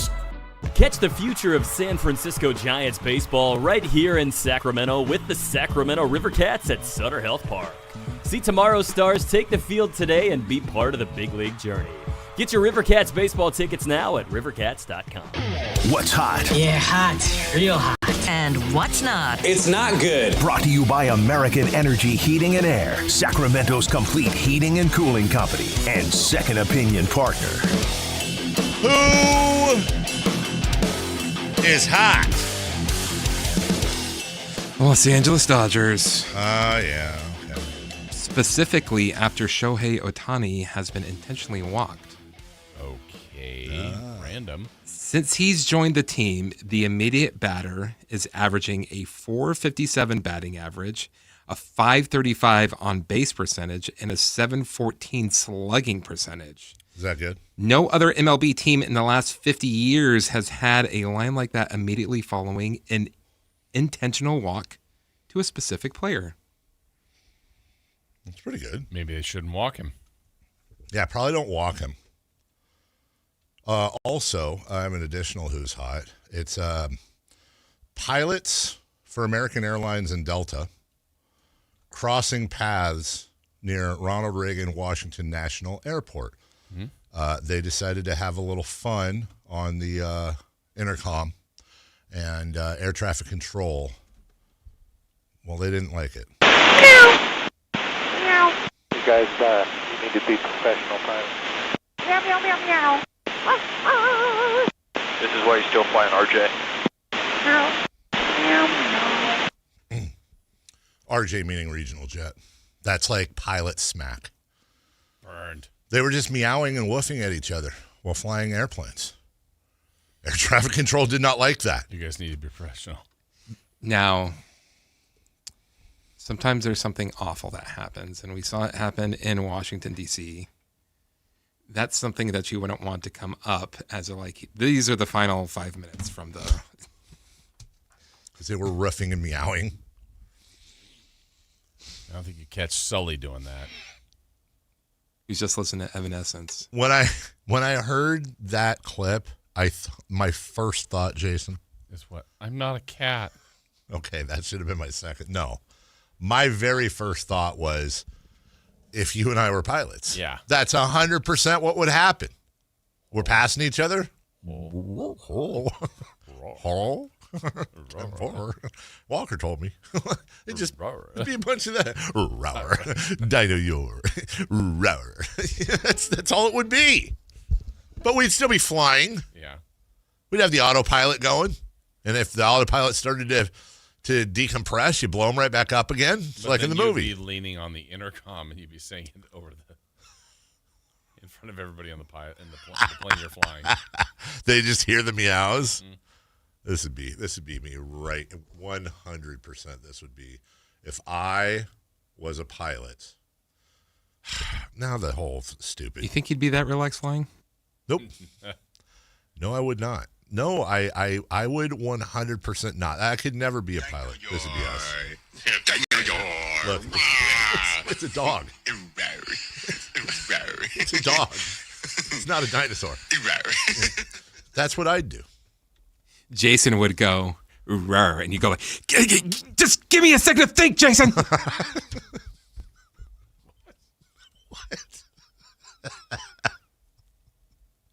Who's not? Angels batters. What? Angels batters specifically in plate appearances following an Ohtani intentional walk. Oh. Back when he was with them, he batted they batted 148, had an on-base percentage of 207, and a slugging percentage of 167. That's why you walk him. I have a additional who's not as well. I'm addending Chris today just because. Nothing wrong with his. In Huddersfield Town's last 4 games, there have been goals given up in the following minutes: 90th, 95th, 96th, 96th, 101st, 106th. Chris knows what that means. Not that y'all don't, maybe, but that's why you played to the final whistle.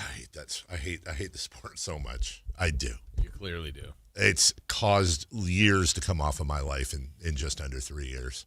That and the Kings, you don't have much left. No. Giants or whatever.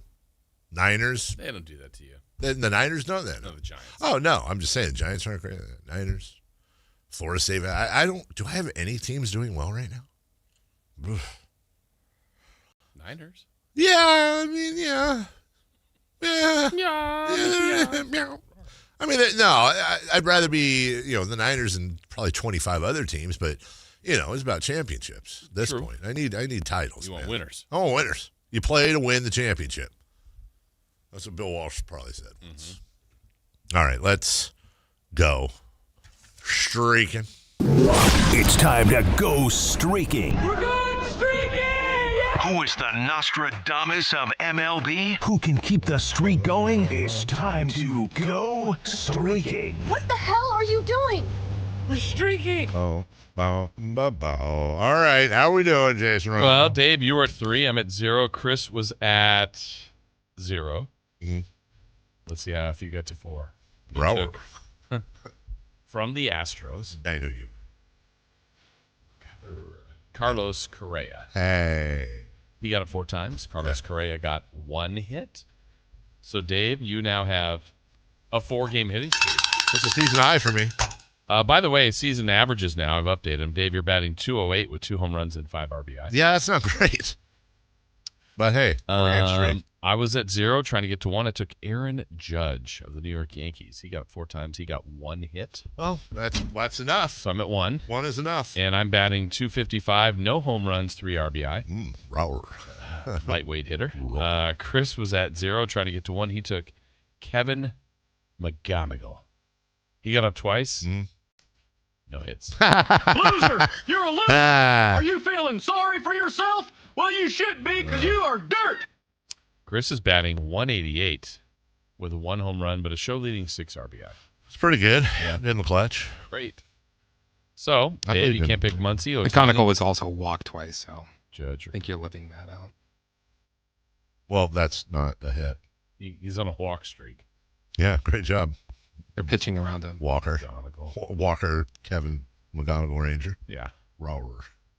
You know what? Just to be funny, I'm going to take Kevin McGonigal. Just because I want the joy of seeing him get a hit. Okay. I'm going to take Bobby Witt Jr. Chris? McGarnacle. I'm taking McGonigal. Oh, God. Can I change mine? I You thought have to do this one for me, Billy. McGarnacle.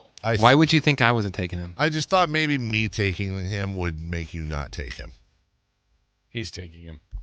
So who would you like to switch to? Oh, gosh. Why don't you give me Chandler Simpson of the Rays? Wow. He's currently batting a tidy .407 to lead the majors. He is not getting a hit. Threatening Ted Williams. Threatening. Which I don't know why. I mean, what did Ted do? Well, threaten him. Be respectful. Threaten you. American hero. He is not being treated like an American hero. No, I know. Chandler Simpson isn't? Did Chandler Simpson sound like a Friends character? Yes. I know there was a Chandler, but was there a Simpson? Homer. Oh, Yeah. Bart. Different show different strokes for different folks. Great show. Great show. I think. JJ. I don't know if it's Walker. a great show. I enjoyed it as a kid. Would it be good now? No. Does what you talking about, Willis, really make it into the zeitgeist now? Is that really a thing? Memes and Would Where's the Beef make it now? That probably would. I feel like that's universal. Yeah. I think it would be used in different ways. Wait, do people watch commercials anymore? Yeah. Sporting events. Yeah. It would be out there enough to people know. Yeah. Like I watched that stupid Pacific Life whale. Because you're old. I like it. Flow from Progressive is everywhere. I want to know how much Flow's made.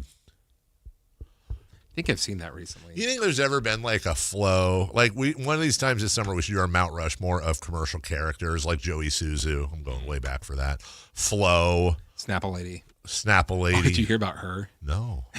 Do I want to? Apparently, she's doing better now, but apparently the money from the Snapple, she developed a substance abuse problem. What, Snapple? The Snapple-Lady. No, I'm saying, because I got to stay away from their peach teas. Those are addictive. Different kind of addiction. What about AT&T girl? Oh, yeah. She's made a lot. Yeah, she's more of an actress, though. Isn't she in a movie Lily? now? Lily. I think you're right. She has like a Eastern European last name, I think. She was on Silicon Valley. What she was? For a Was couple she? of shows, yeah.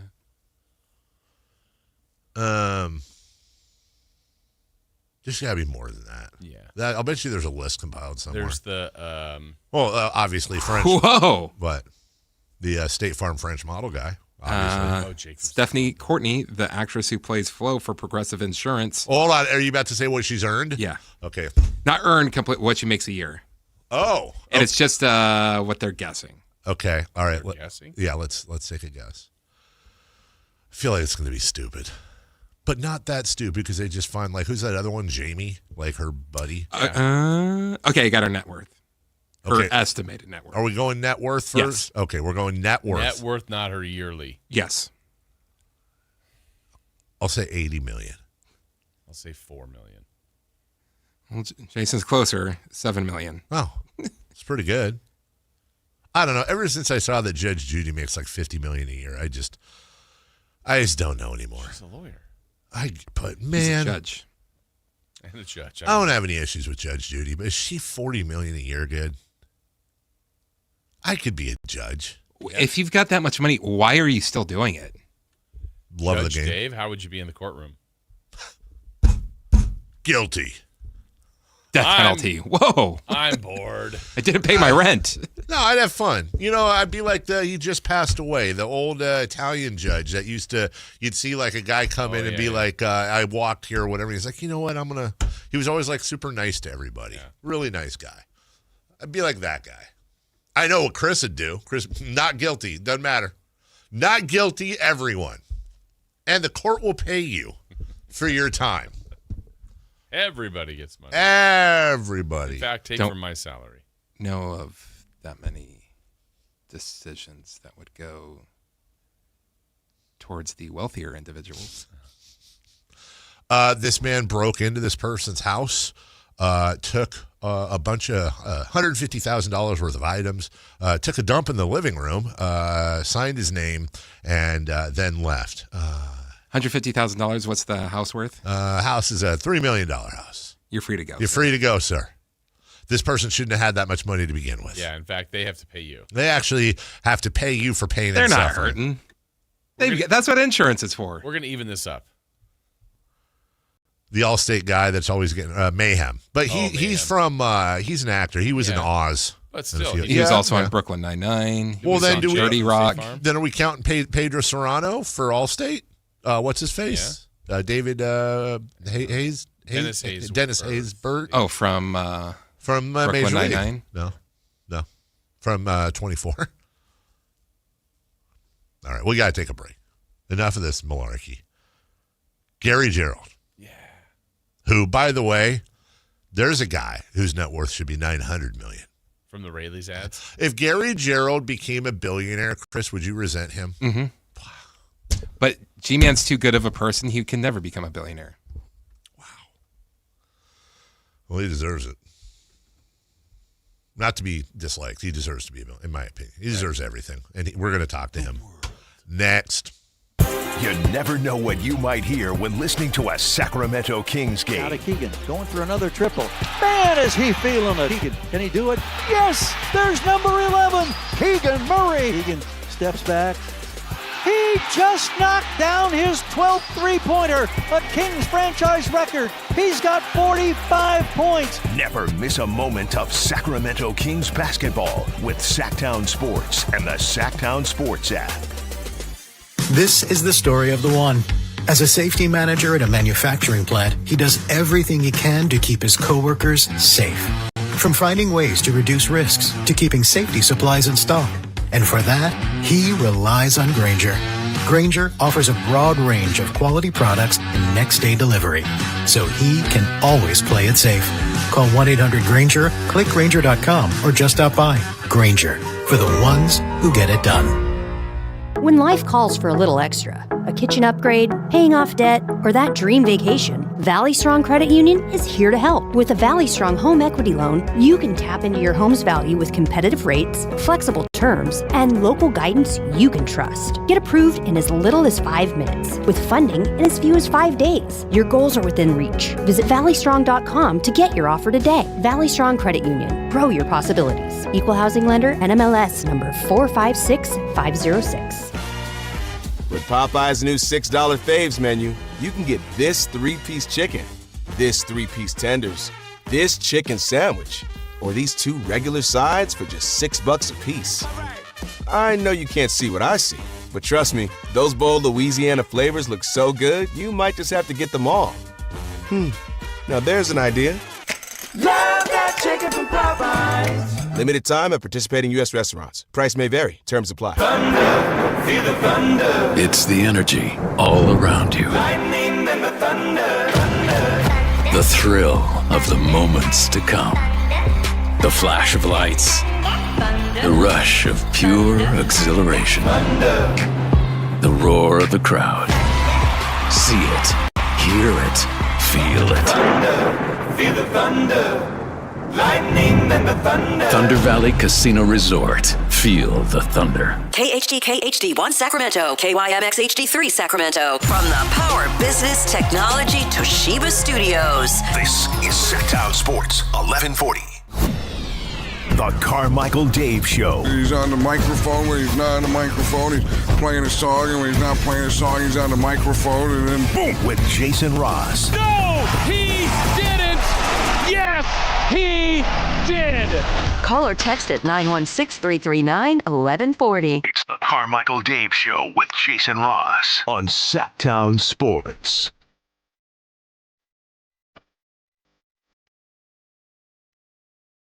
Yeah. Not busy. Final hour of the program. We appreciate you. About to speak to a legend in just moments. If you missed any of the program, any part of it at all, don't fret. Go to Sactown Sports on YouTube. Download the Sactown Sports app, and if you haven't yet, shame on you. You can hear things like this. 4 decades of Kings basketball. We've had a gentleman in here. I call him the Silver Fox. You guys know him as a lot of different things. And that would be Gary Gerald. Next season, the Golden One Center, the workspace and the dining area and the meeting area will be known as Gary G-Man Gerald Media Center. Gosh, that I was out of town when that happened. Woke up to it.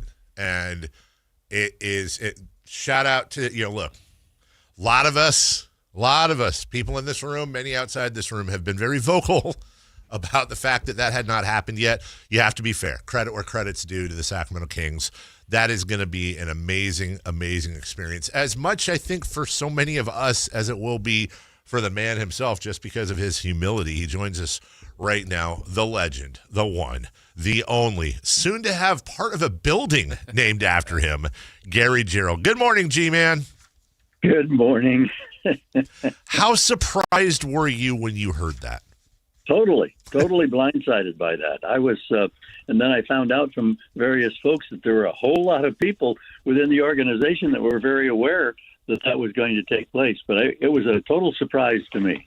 Well, and G-Man, I know the night was great, but the fact that it was Doug that delivered that, you've known him for years, you've had a relationship with him being, whether he was a player, a broadcaster, and now a coach, how much more special was it that the way Doug delivered it and that it was him?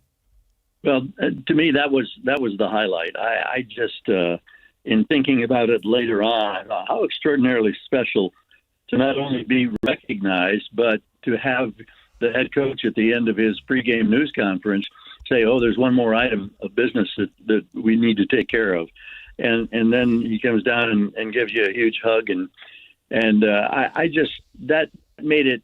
That was really the frosting on the cake as far as I was concerned. But again, I was just it happened so quickly and so unexpectedly. I had a very difficult time for the first day or so, kind of wrapping my head around that. But then I had to admit, that's pretty cool. Well, and I we know you well enough to know that you're probably not the most comfortable with this type of stuff. If anyone in media is good at not making them about themselves, you're the best at it. Yet, is there a part of you that understands that is also for all of us too? And what I mean by that is, you're so beloved. You have, how do I say this? Put so many of us to sleep in all the best ways. Late night Kings games, you're the last voice we hear before the radio goes off or before we get in the house. And to see that type of recognition for you, I think just underlines really what, not just your work, G-Man, but what you mean to all of us. Well, again, that's very kind of you to say. I don't think of it in those terms, I guess, and but there's a special charm that goes along with it, and you start thinking about the longevity and how unique that is in a world where what have you done for me lately, and so many decisions are made that people come and go and one thing or another. So I'm just I just think that it's terrific. I'm pleased, obviously, on a personal level. My family is happy for me, and I just that's about it. I mean, I just don't know what to say. Well, and I think about next year too, when there is the unveiling and the naming and like the full. I guess like this was like the announcement. Then next year will be the presentation, and every game you go to, and all of us go to, and we're going into your media center. That part will probably be another element of kind of a surreal feeling when you're working next year in your dining room. It's kind of weird. Yeah, 100%, Jason, 100%. Well, and also now have you called Jerry Reynolds and been like, okay, it's two of us now. What's up? You can't hold that over my head anymore.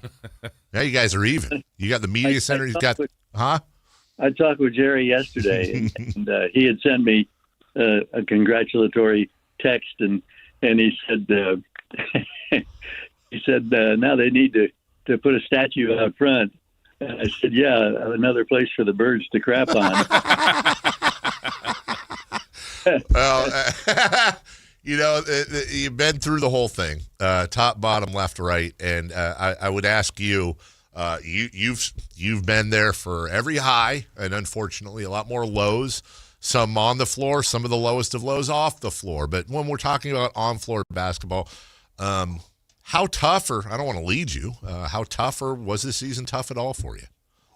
Well, it was very difficult. Yeah. And I think the thing that made it difficult was the fact that nobody saw this type of a season unfolding for the Sacramento Kings. You looked at the talent and the late acquisitions of Russell Westbrook and Precious Achiuwa, and you're thinking, this is quite an assortment. We all wondered, how would they coexist? And, you got a couple of guys that are ball dominant in terms of their past history in the NBA. And so, I don't remember exactly what the projections were, but even the folks in Vegas and the odds makers were saying this is a team that's going to win probably 36, 38 games, something like that at a minimum. And for a team to end up with just 22 wins out of 82 opportunities, we understand it because it was so bizarre coming down the stretch of the season where night after night, Doug's got 8, 9 guys at best in uniform. And it became kind of a running thing with me, I'd add up the total of points that wasn't in uniform each night. And the season ender up in Portland, we had 114 points that was not in uniform on average on a nightly basis. You can't win in this league with those kind of numbers not available to you. And yet the Kings did win 10 of their last 24 games. So I give them credit for the fact that, as we all know, it was a great opportunity for the young players. They took full advantage of it. And I love seeing down the stretch, and commenting to Henry Turner a couple of different times, seeing a move by a Max Renault or seeing a move by Dylan Cardwell or a decision that was made in the heat of battle that you would not have seen 6 weeks or 2 months ago, all because of their continued opportunity to get the reps and the growth. G-Man, what's so odd, too, about, and I agree with you on your assessment of the year, that it had so many things that went against it, but by the end, on a year that 22 wins, nobody's that excited about, all the injuries. Dave and I were talking the other day, just like you're a little bit more uplifted on such a disappointing year just because of the way the young guys played at the end. And I don't know how much of a factor they'll be next year, but I found that to be kind of an odd feeling leaving the year that just didn't get to where they wanted to, that's still feeling kind of good about it. Yeah, you're absolutely right. And it's a reflection, I guess, on how bad the season was. I look back in the middle of the season when you lose 16 consecutive games, which was a franchise record for consecutive losses. Man, you grasp at any little bright spot, any ray of positivity, and maybe that influenced our feelings over the last couple of weeks of the season. But that being said, there was legitimate, ray of hope, and you hope that. And I firmly believe that these youngsters are now a couple of years ahead in their development than they would have been under normal circumstances if Sabonis and Levine and all the others had been healthy all season long. Of course, nobody can control the whole health aspect. I talked briefly with Jasmine Daha, who is the senior director of athletic health for the Kings when we were up in Portland. I said, Jasmine, have you ever, in all of your years in a variety of professional sports, seen anything that equals this? And I was sincere because I didn't know if maybe my thinking is skewed or lopsided. But he said, no, never, ever, anything close to it. And that helps give me a little bit of perspective on how dramatic the loss was. You go into a game without your top 7 scorers by average, you got a real steep mountain to climb, and you got no safety harness. There's nothing there. You're just rock climbing with using your fingers and your grip as best you can to keep from falling to your death. And I applaud the Kings for being able to hang on as they did. And of course, now we're all wondering what's going to transpire. What are we going to hear from Scott Perry in the next hour? Bud Christie? What are going to be their primary missions over the course of the summer? How handcuffed are they because of the size of contracts that they're locked into? Who is liable to be on the draft horizon? Will the Kings, what position will they be picking? All yet to be determined. So there's a lot of stuff that we all have to contemplate and think about as we realize that the next time we all get together, it'll be Summer League, and then it'll be the end of September in training camp. The G-Man, Gary Gerald, joining us on Sactown Sports. Gary, you've been here and seen it all. And once upon a time, it was Joe Klein and Tank Thompson and Mark Olberding and Reggie Theus and those names from the past. And now, of course, it's Nick Clifford and Max Renault and Domantas Sabonis. What jumps out at you? And I know I'm putting you on the spot here, but what has changed the most about the game, would you say, since from 85 to now? Well, there are things that are cyclical. Certainly, the jump in athleticism, I think, has been unprecedented. And there's no greater example than Victor Wembanyama, who's a generational type player for the San Antonio Spurs. To see a guy who's anywhere from 7'3" to 7'5", nobody really seems to know exactly how tall he is. But to see that guy and what he's doing and bringing the ball up the floor in one thing or another, that's been a huge change.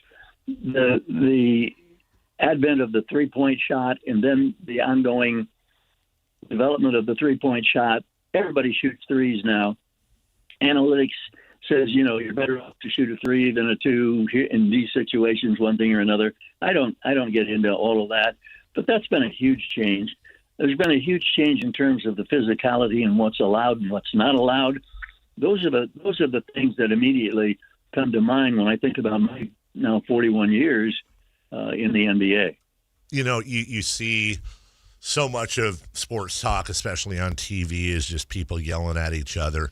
So I want to ask you, and I'm being incredibly respectful when I say this because I've been watching for a long time myself. When you hear the conversations about could X and Y player play today, or conversely, could today's star survive in the late 80s, early 90s, where you could hammer a guy and maybe there's a foul called. But when you hear the generational conversations, what's generally your thought on that? Haven't seen it all. Well, I have a huge respect for talent, and no matter if you're talking about Kareem, if you're talking about Wilt Chamberlain, if you're talking about Dr. J, Magic Johnson, I mean, the list goes on and on and on. Those who are skilled find a way to excel. And the mental toughness of a Kobe Bryant and a Michael Jordan and LeBron James, and finding ways to motivate themselves when they don't feel 100% or one thing or another. I have tremendous respect for that. And I think that they could hold their own. I personally think that they could hold their own in any scenario. But the game has evolved, and it's different, and there's no question about it in my mind. They're taller, they're faster, the pace of the game is quicker. Those things would influence some of that thinking, but in the end, it's just, okay, it's my opinion, it's your opinion, and it'll never be resolved, and these discussions will continue forever, and I don't know, I guess I don't put a lot of thought into it. It's just like, okay, here's what you've been dealt, how do you play your cards?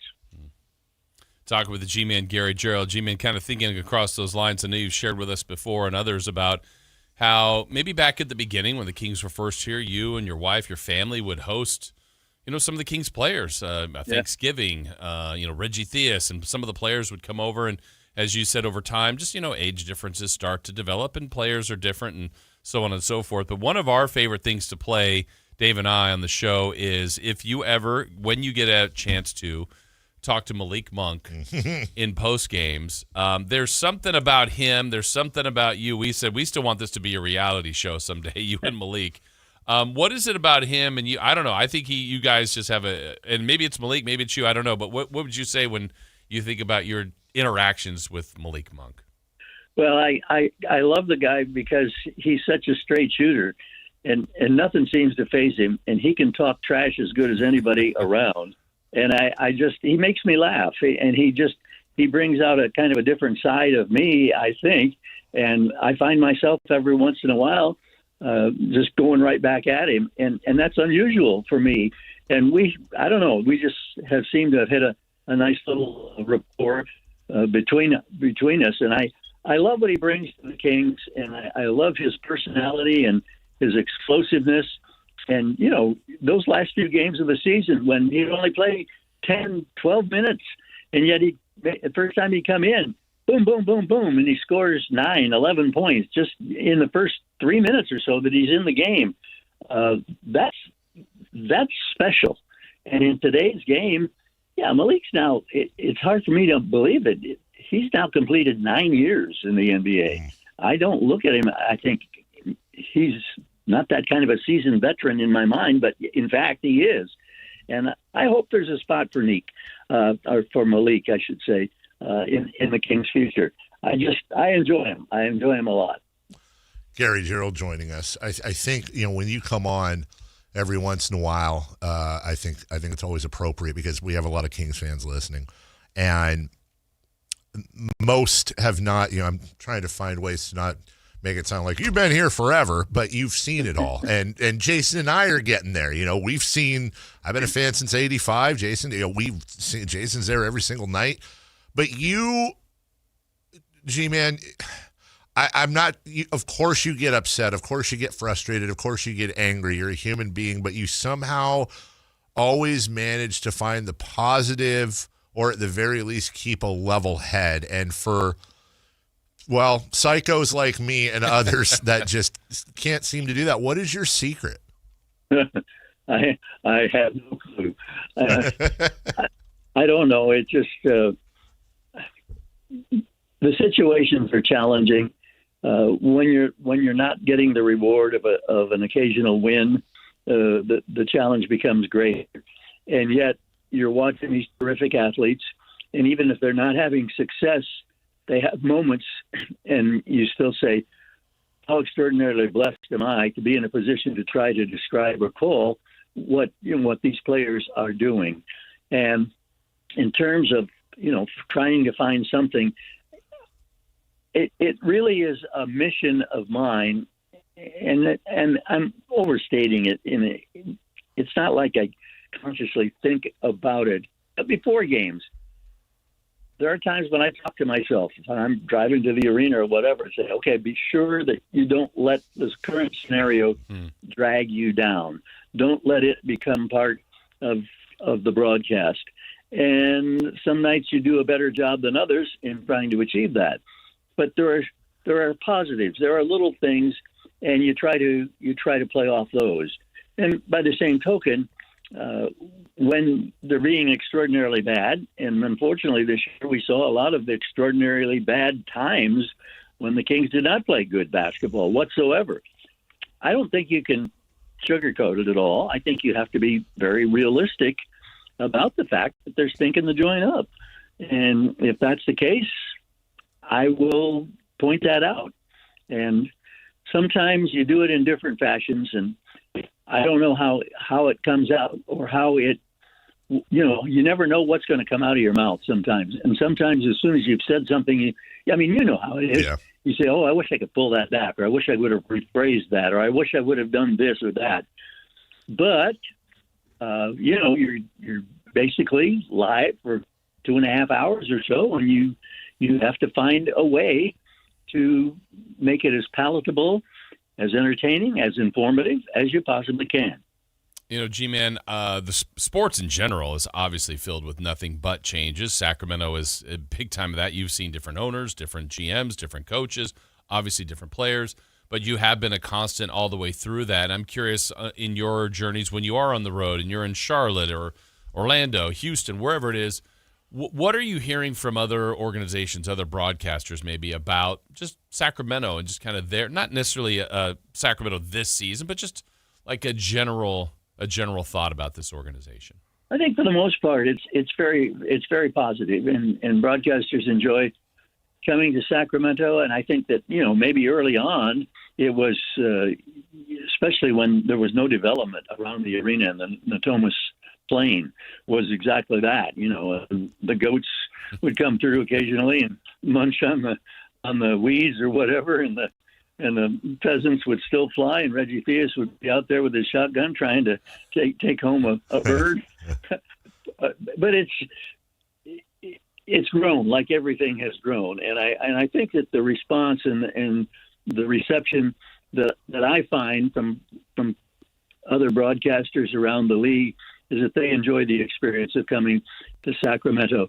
Yeah, they may not have the club scene that they would like to see in other places, but most of the broadcasters aren't into that anyhow. That's for the young players as they find their way along.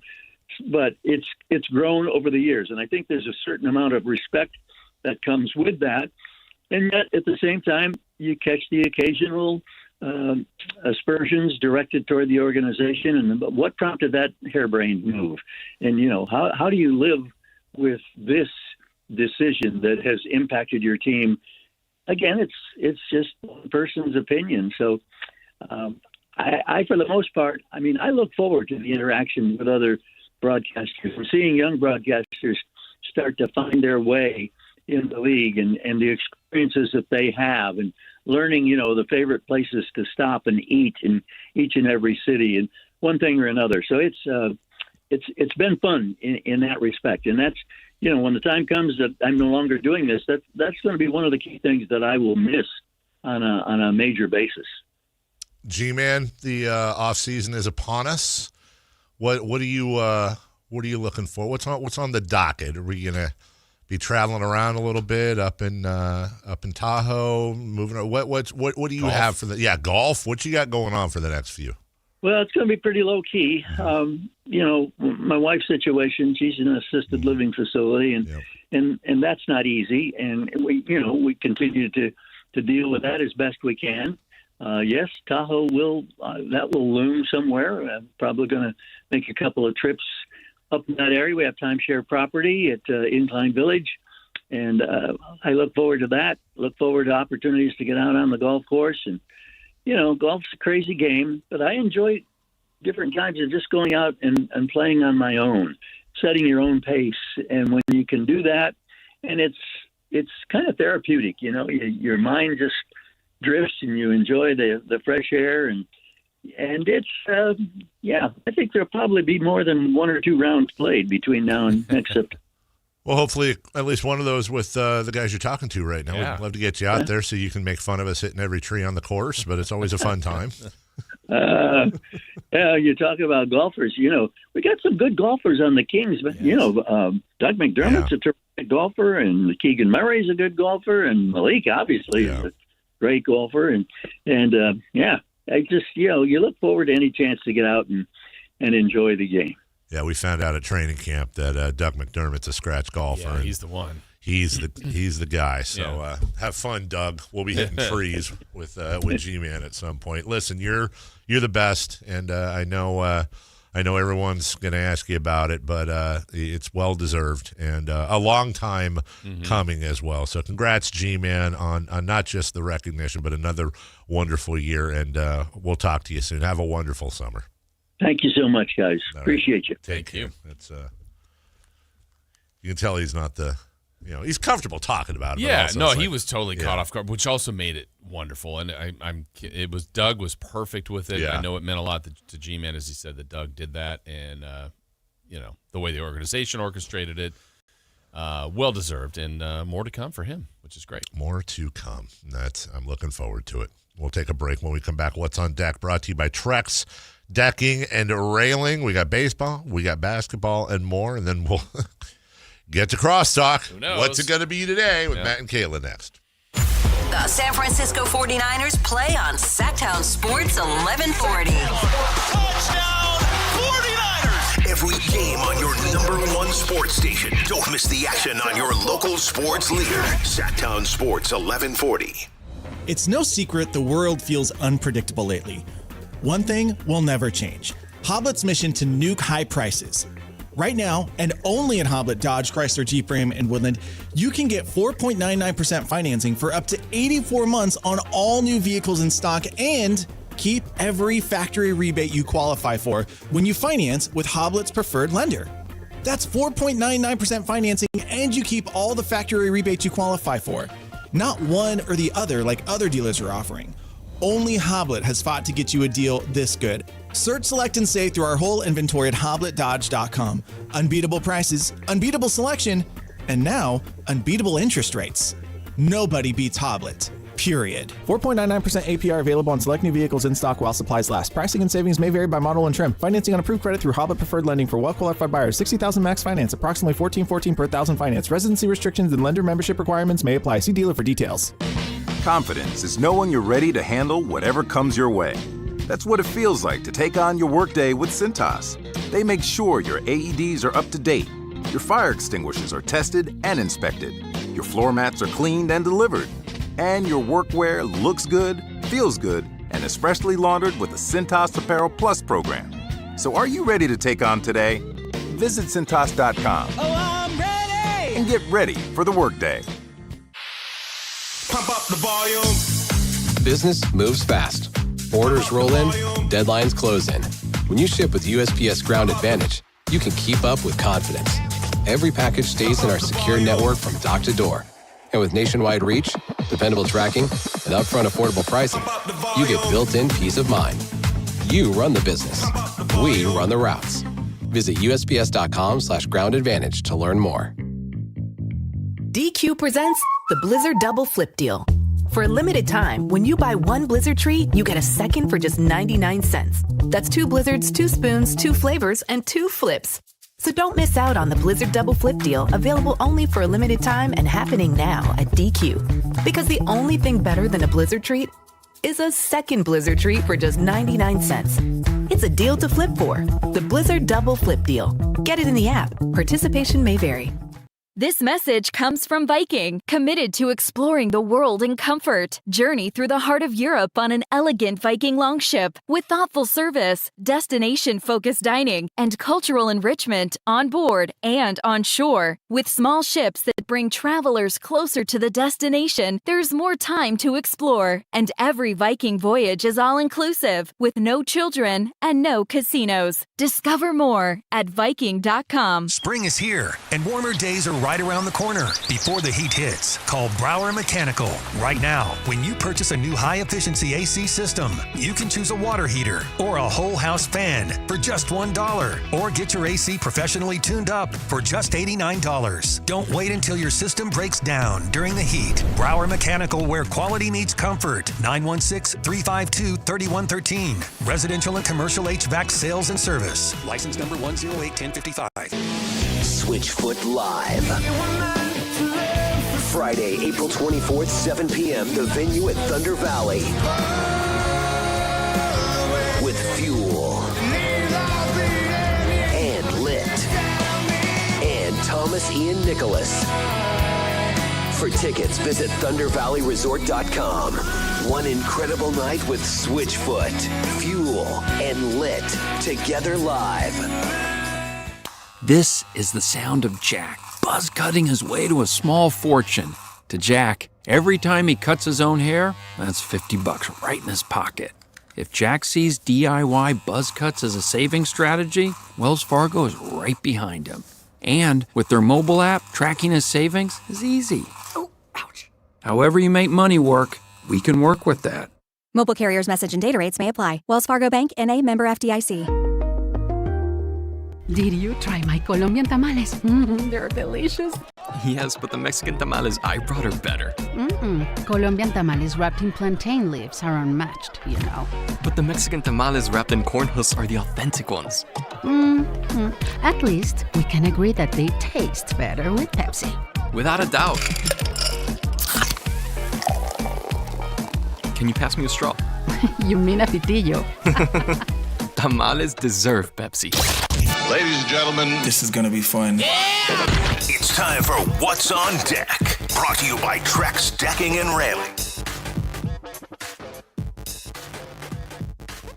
Thanks to the G-Man. If you missed any of that, check out the app for Sactown Sports on YouTube. Also, I think you can subscribe to the podcast anywhere that podcasts are subscribable.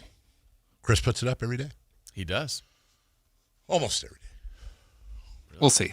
We'll see. If he wants to. If he feels up for it. If he feels like it. Rangers A's. Jason was going. Took one for the team. Yep. Trying to help him out. So he will not be in attendance. That's right here in Sacramento. Mm-hmm. West Sacramento. West Thank Sacramento. you. I mean, come on, really? It's not even in Sacramento County. Is that a thing, though? It's still nobody's like West Sacramento. It's Sacramento. If Sacramento doesn't exist, West Sacramento's Dixon. If they said our options are to become the Sacramento A's or the West Sacramento A's, I would not like it if they were the West Sacramento A's. Same. But they're in West Sacramento. So what? It's not the you say downtown Sacramento Kings? It's not the Meadowlands Giants and Jets. Right. I mean, it should be. It's not they're not even in New York State. It's not the Auburn Hills Pistons. Right. I know they're downtown now. It's not the Arlington Rangers. It's not the Santa Clara Niners. Yeah. Should be. Everyone knows this. Would? Metal. Sorry, I thought we were doing. Would teams move out of that area? So there's just like the New York Giants, Jets, Niners. Yeah. If there was a rule that said like, hey, you have to be called the city where you're in, would that stop teams? Probably. At least a couple. Because, like, the brand San Francisco 49ers is so strong. Yeah. Like, would they rethink having to be renamed the Santa Clara 49ers? The thing that sucks about Levi Stadium is everybody pretty much universally hates it. And it's so new, though, that, like, you're kind of waiting. Is it that new anymore? I mean, when was it? Was it 10 years ago? Oh, I think more than that. Was it? I was there, man. That's the one game I've seen there. When they lost to the Cardinals. 16 years old. Really? Maybe that's not quite that old. I'm gonna go. Yeah, I'll go for it. I hate getting older where it's like, okay, it's. Well, 2013 was WrestleMania 31. 2014, July 17th, 2014, Levi Stadium opened. Oh, 2015 is WrestleMania 31. Yeah. So it's 12 years. Okay, so we're in the middle. I think if you asked every Niner fan, 98% would be like, just can you put it back at Candlestick? Just build a nice new stadium at Candlestick Point. There's nothing there. Maybe like a Chick-fil-A. They can move. Or just keep it. Yeah, that's a good point. Eat more chicken. But that stadium's just dumb. It's just so lame. And you know why, right? Why is it lame? It was built for San Francisco. I mean, it was like built for the weather of San Francisco, but you're in Santa Clara, which is closer to Sacramento weather. What do you mean built for San Francisco? It was like planned for San Francisco. Like if meaning like in San Francisco at 2 p.m. on a September afternoon, it's fine. Oh, sun, that's a welcome, warm because of all this wind. In Santa Clara, you burst into flames. Yeah, you actually do. Burst, flame, which isn't good for fans. No. Burst into flames. No, I just, that whole thing always gets me. It's like, that is a definite well, actually argument. Yeah. They're actually in Santa Clara. Shut up. No. Yeah, exactly. No, they're in Santa Clara. It's the San Francisco 49ers. The NFL isn't relocating to Santa Clara if San Francisco doesn't exist. The A's, they're in West Sacramento. It's Sacramento. Not even Sacramento County. It doesn't matter. I don't care if they're in Yolo County. They are in Yolo County. Well, there you go. It's still Sacramento, the greater Sacramento area. They are. Let's put it this way. How about we look at a printout of what counties attend Sacramento A's games the most? You think Yolo's number one? Might be. No. Huge winners. Nope. I mean, no chance. It is kind of hard to tell when there's only 8,000 going. It's easier. Yeah, I think so. Just count them. Ask where you're Just from. ask them to raise their hands. I would say a larger percentage of Yolo County goes to A's fans in Sacramento County. Because there's like 80 people in Yolo County, dude. Oh, 5 went. Oh, we can play this game. Just look. I've been told statistics are like, Statistics are like, Well, whoever told you that? Everyone's got one, and they're way more flexible than they should be. That's what you were told? Who told you? Who specifically told you that and when? I heard it on a podcast. Oh. Checks out. Look, like I live right next to, like 2 streets over is Placer County. I'm in Sacramento County, but literally 2 streets over. And like every once in a while, gross. Be like, where do you live? Oh, I'm in Placer County. Like if you're traveling, and somebody says, hey, where in California are you from? You're not like Brooklyn. Yeah. No, I start generally go Sacramento. I'm in a suburb of Sacramento. Yeah. And then people are like, oh, no, Sacramento. Then if it's like, hey, what part? Oh, okay. I think they know a little bit more about Sacramento. I'm in Rockland. Yeah. I'm in Roseville. Really? Yeah. Oh. Wow. I knew someone like what area? And then it's like, wow, we're getting. Yeah. I'm from Carmichael, born and raised. But if I'm in Belize.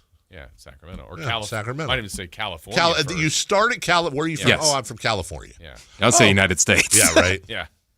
California. Oh. Oh, what part? Like by L.A.? Yeah. No. Yeah, I'm from Northern California. Oh, San Francisco? No, Sacramento. Yeah, see, this isn't a conversation I've had because I'm from Sacramento. And I live in Sacramento. So am I. I'm from Carmichael. Sacramento. The greater Sacramento area. When you're not rolling around like, well, the president actually lives in Columbia. Yeah. Or a district of it at least. There was a at the A's game the other night, the usher that was by us, his name is Bob, great guy, listener of the show. He said he knew that I was a UCLA fan. And he said, "Did you go to UCLA?" And I said, "No, my parents did." And he goes, "Oh, I'm a big fan too." I go, "Oh, you from down there?" He goes, "Yeah."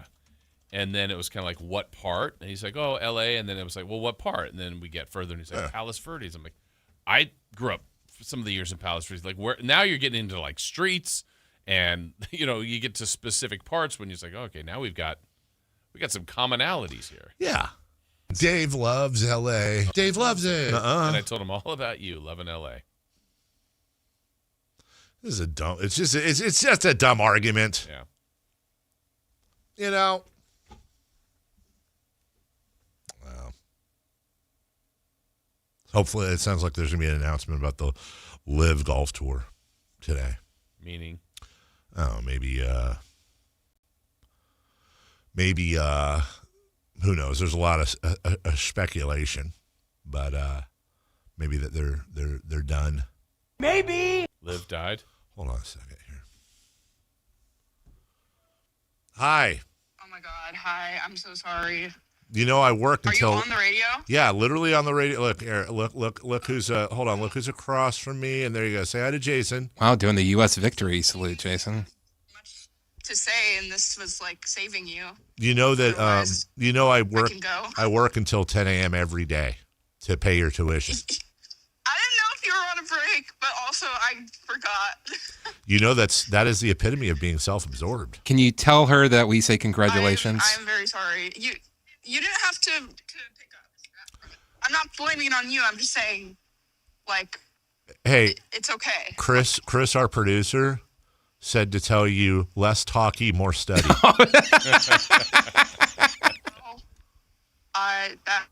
That is definitely good advice. Okay, but can you pick up in 20 minutes? Because I really want to. Were you able to register for all your stuff? Yes or no? Yes or no? No, my registration date is today, and I still have a collections hold. Good thing you do. Okay, so that's why I've been trying to find out for 2 days. Do you think maybe it's better to tell me that you can't register, I don't know, before the last day? Maybe. Yeah, okay, I'll call you after. All right, love you. Bye.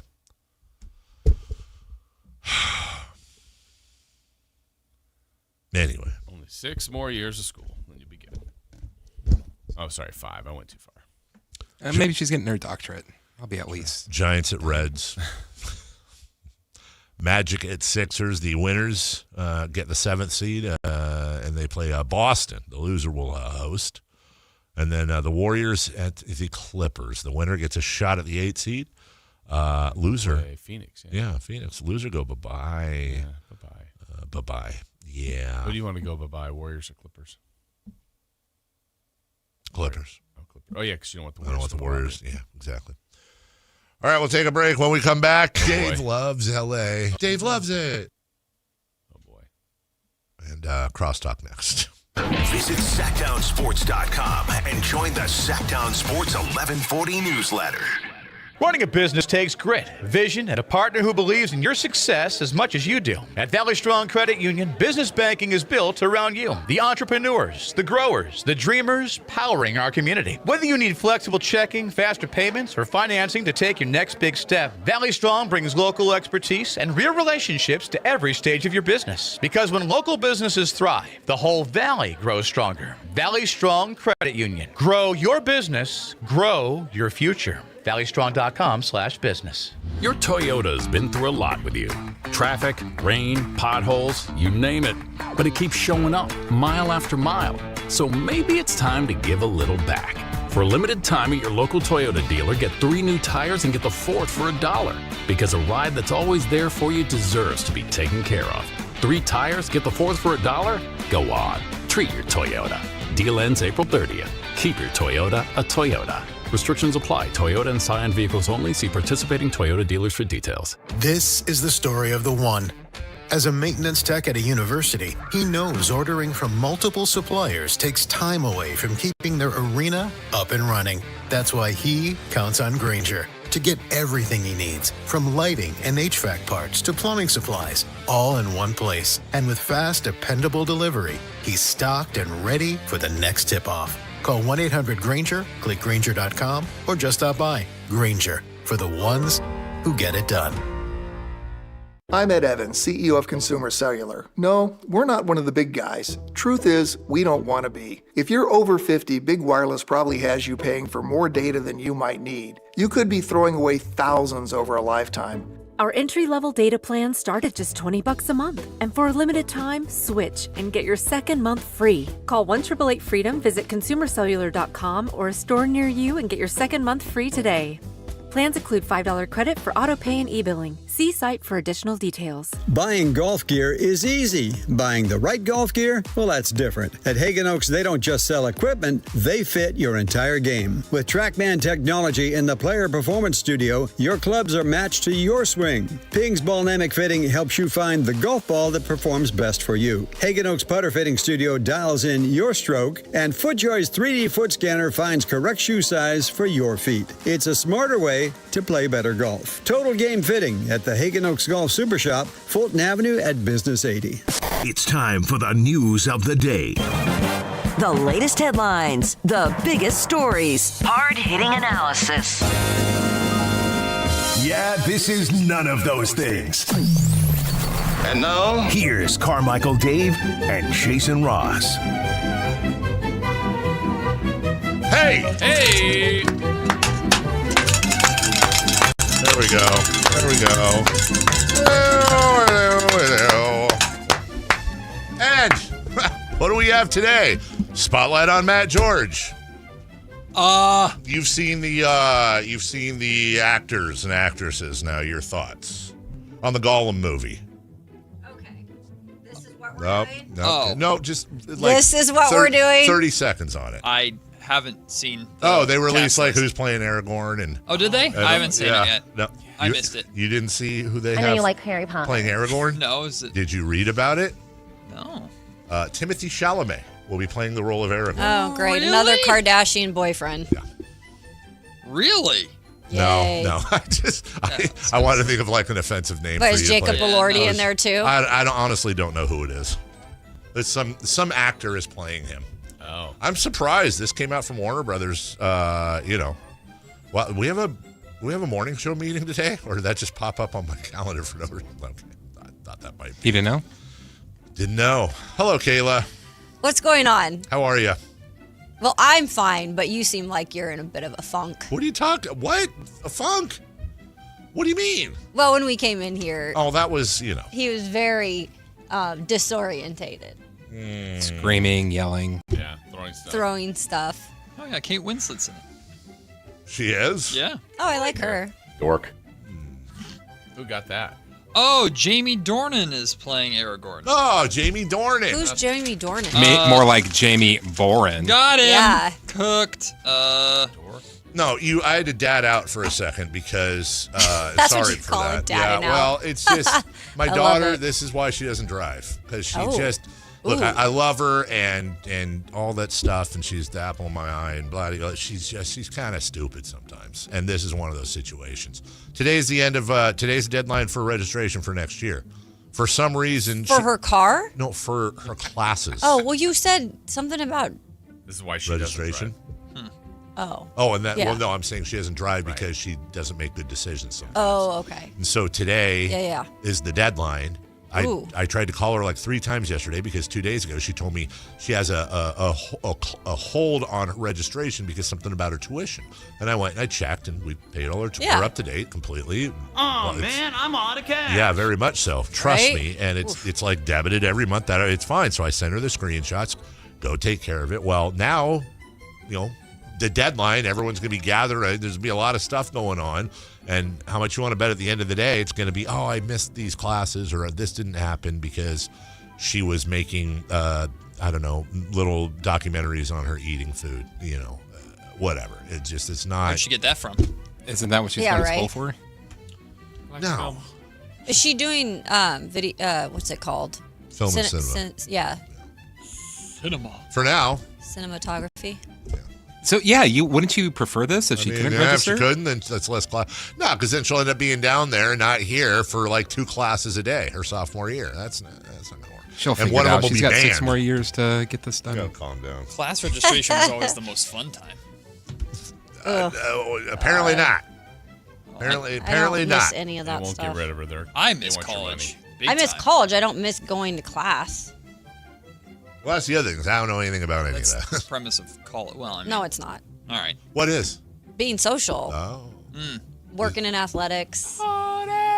It's stuff you get mad being at your in a daughter sorority. about And getting doing at college. Getting your education. Now, broadcasting part of it was fun for those classes, but those you had to get all the crap classes out of the way that don't even matter. Sororities, right? Yeah, it's a big thing at Washington State. Go Cougs. Kayla's got Were stories. you in any clubs, sororities, any of that stuff? What was I your was in a sorority. What was your sorority? Pi Beta Phi. Whoa! Is that Crazy. Is it? I don't know either.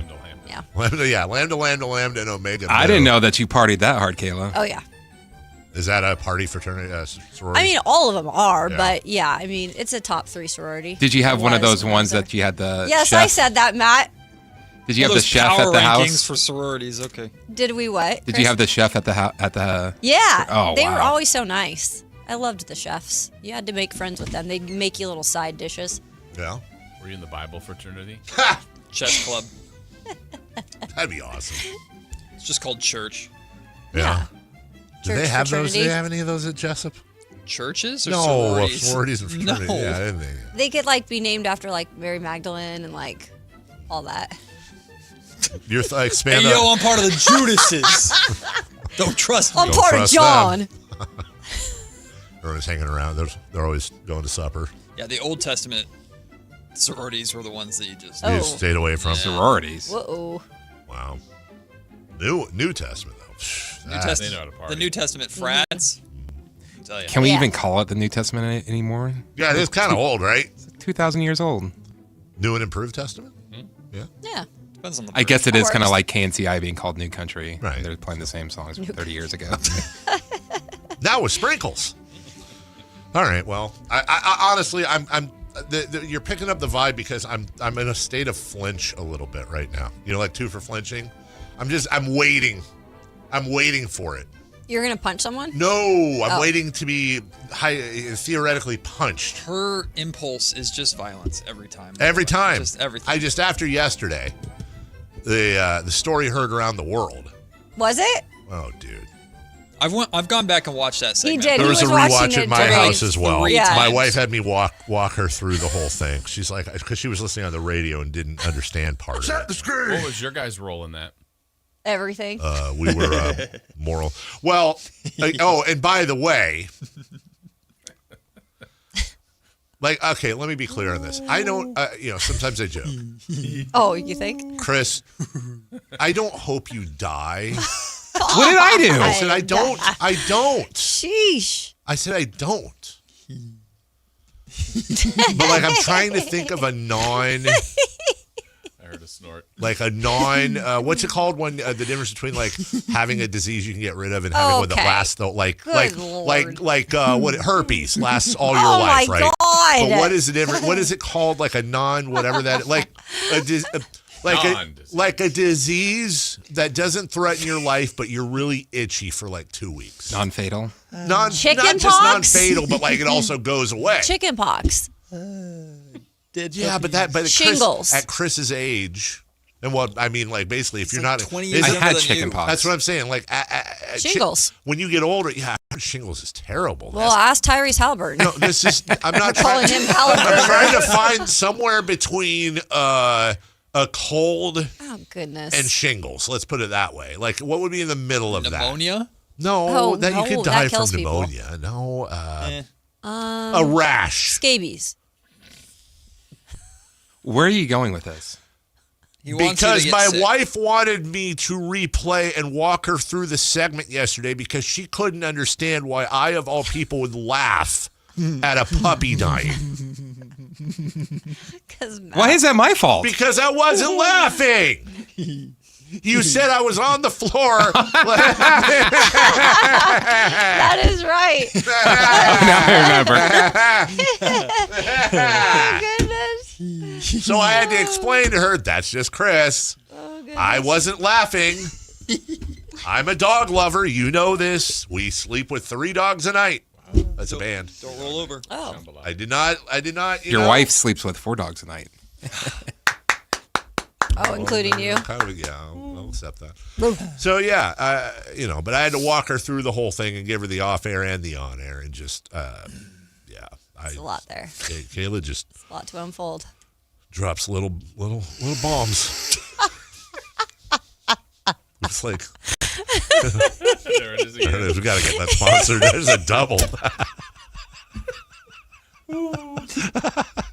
Celebrity Birthdays brought to you by Crumble Cookies. Hey, overcoming a loss. Oh, goodness. Nothing better than a Crumble Cookie or 12. Hey, on this day, in what year did the television show In Living Color debut? Ooh. 1989. Ooh. 1987. 1984. 1990. Wow, we have a correct answer. Goes to Christopher Law, 1990. On this day, Wow. in what year did the movie Colors? Ooh. What's that about, man? Colors? Yeah. It's a spin-off of Reading Rainbow. Yeah. Ooh, that's a I good still one. use Philosophy from Colors to this day. I don't know. It's such a good movie. It's the story of Picasso. I'm going Roy to be G. off by a Biv. year. Uh-oh. I'm going to say 86. 85. I thought it was later. I don't think so. I think it's 85 or 86. 1991. 88. We have a correct answer, and it goes to Matt George. 88? Yeah. Come on. How about the movie Flashdance? Ooh. Wow, we're going old school. Good. Dance if you want to. That's it. It's Irene Cara, right? Flash dance. It's not. Everybody take off your... Take off what, Matt? Yeah, Dance. wow. I think Flashdance is 83. Ooh. What was the Flashdance song? You can flash. What? What a feeling. Ba-da-ba-ba-da. Also Maniac. I'm a maniac. On the run. Also 80. Flashdance. 85. You can flash if you Flash. want to. What? I said 83, I think. 5. 86. 84. We have a correct answer. Goes to Carmichael Dave, 1983. Happy birthday, Emma Watson. Hey. From This Is the End. Hermione. Emma Watson. Emma Watson. I know you like is- Harry Potter. She's old Hermione now. There's new Hermione. She's 33. I know you like Harry Potter. Emma Watson is... No. She's younger than me, right? She's 30... Is she Oh, 30? God. Spit it out. 34. Are you going to guess? Or? I did. Oh, you said 30? 30. Oh, I didn't. 36. We have a correct answer. Goes to Christopher Law, 36 for Emma Oh, my Watson. God. Old. Emma Yeah. Thompson. Ooh, Emma what Thompson one's that? is 70. Really? 73. 74. 77. 77. Dave is close to 67. And lastly, Oh. Seth Rogen.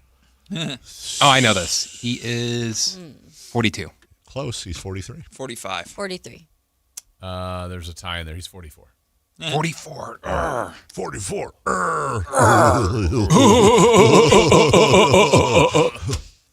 All right. Well, on that note, That was interesting. Matt and Kayla next. Who knows what's going to happen? I never don't. know. Scott Perry and Doug Yes. Christie. That we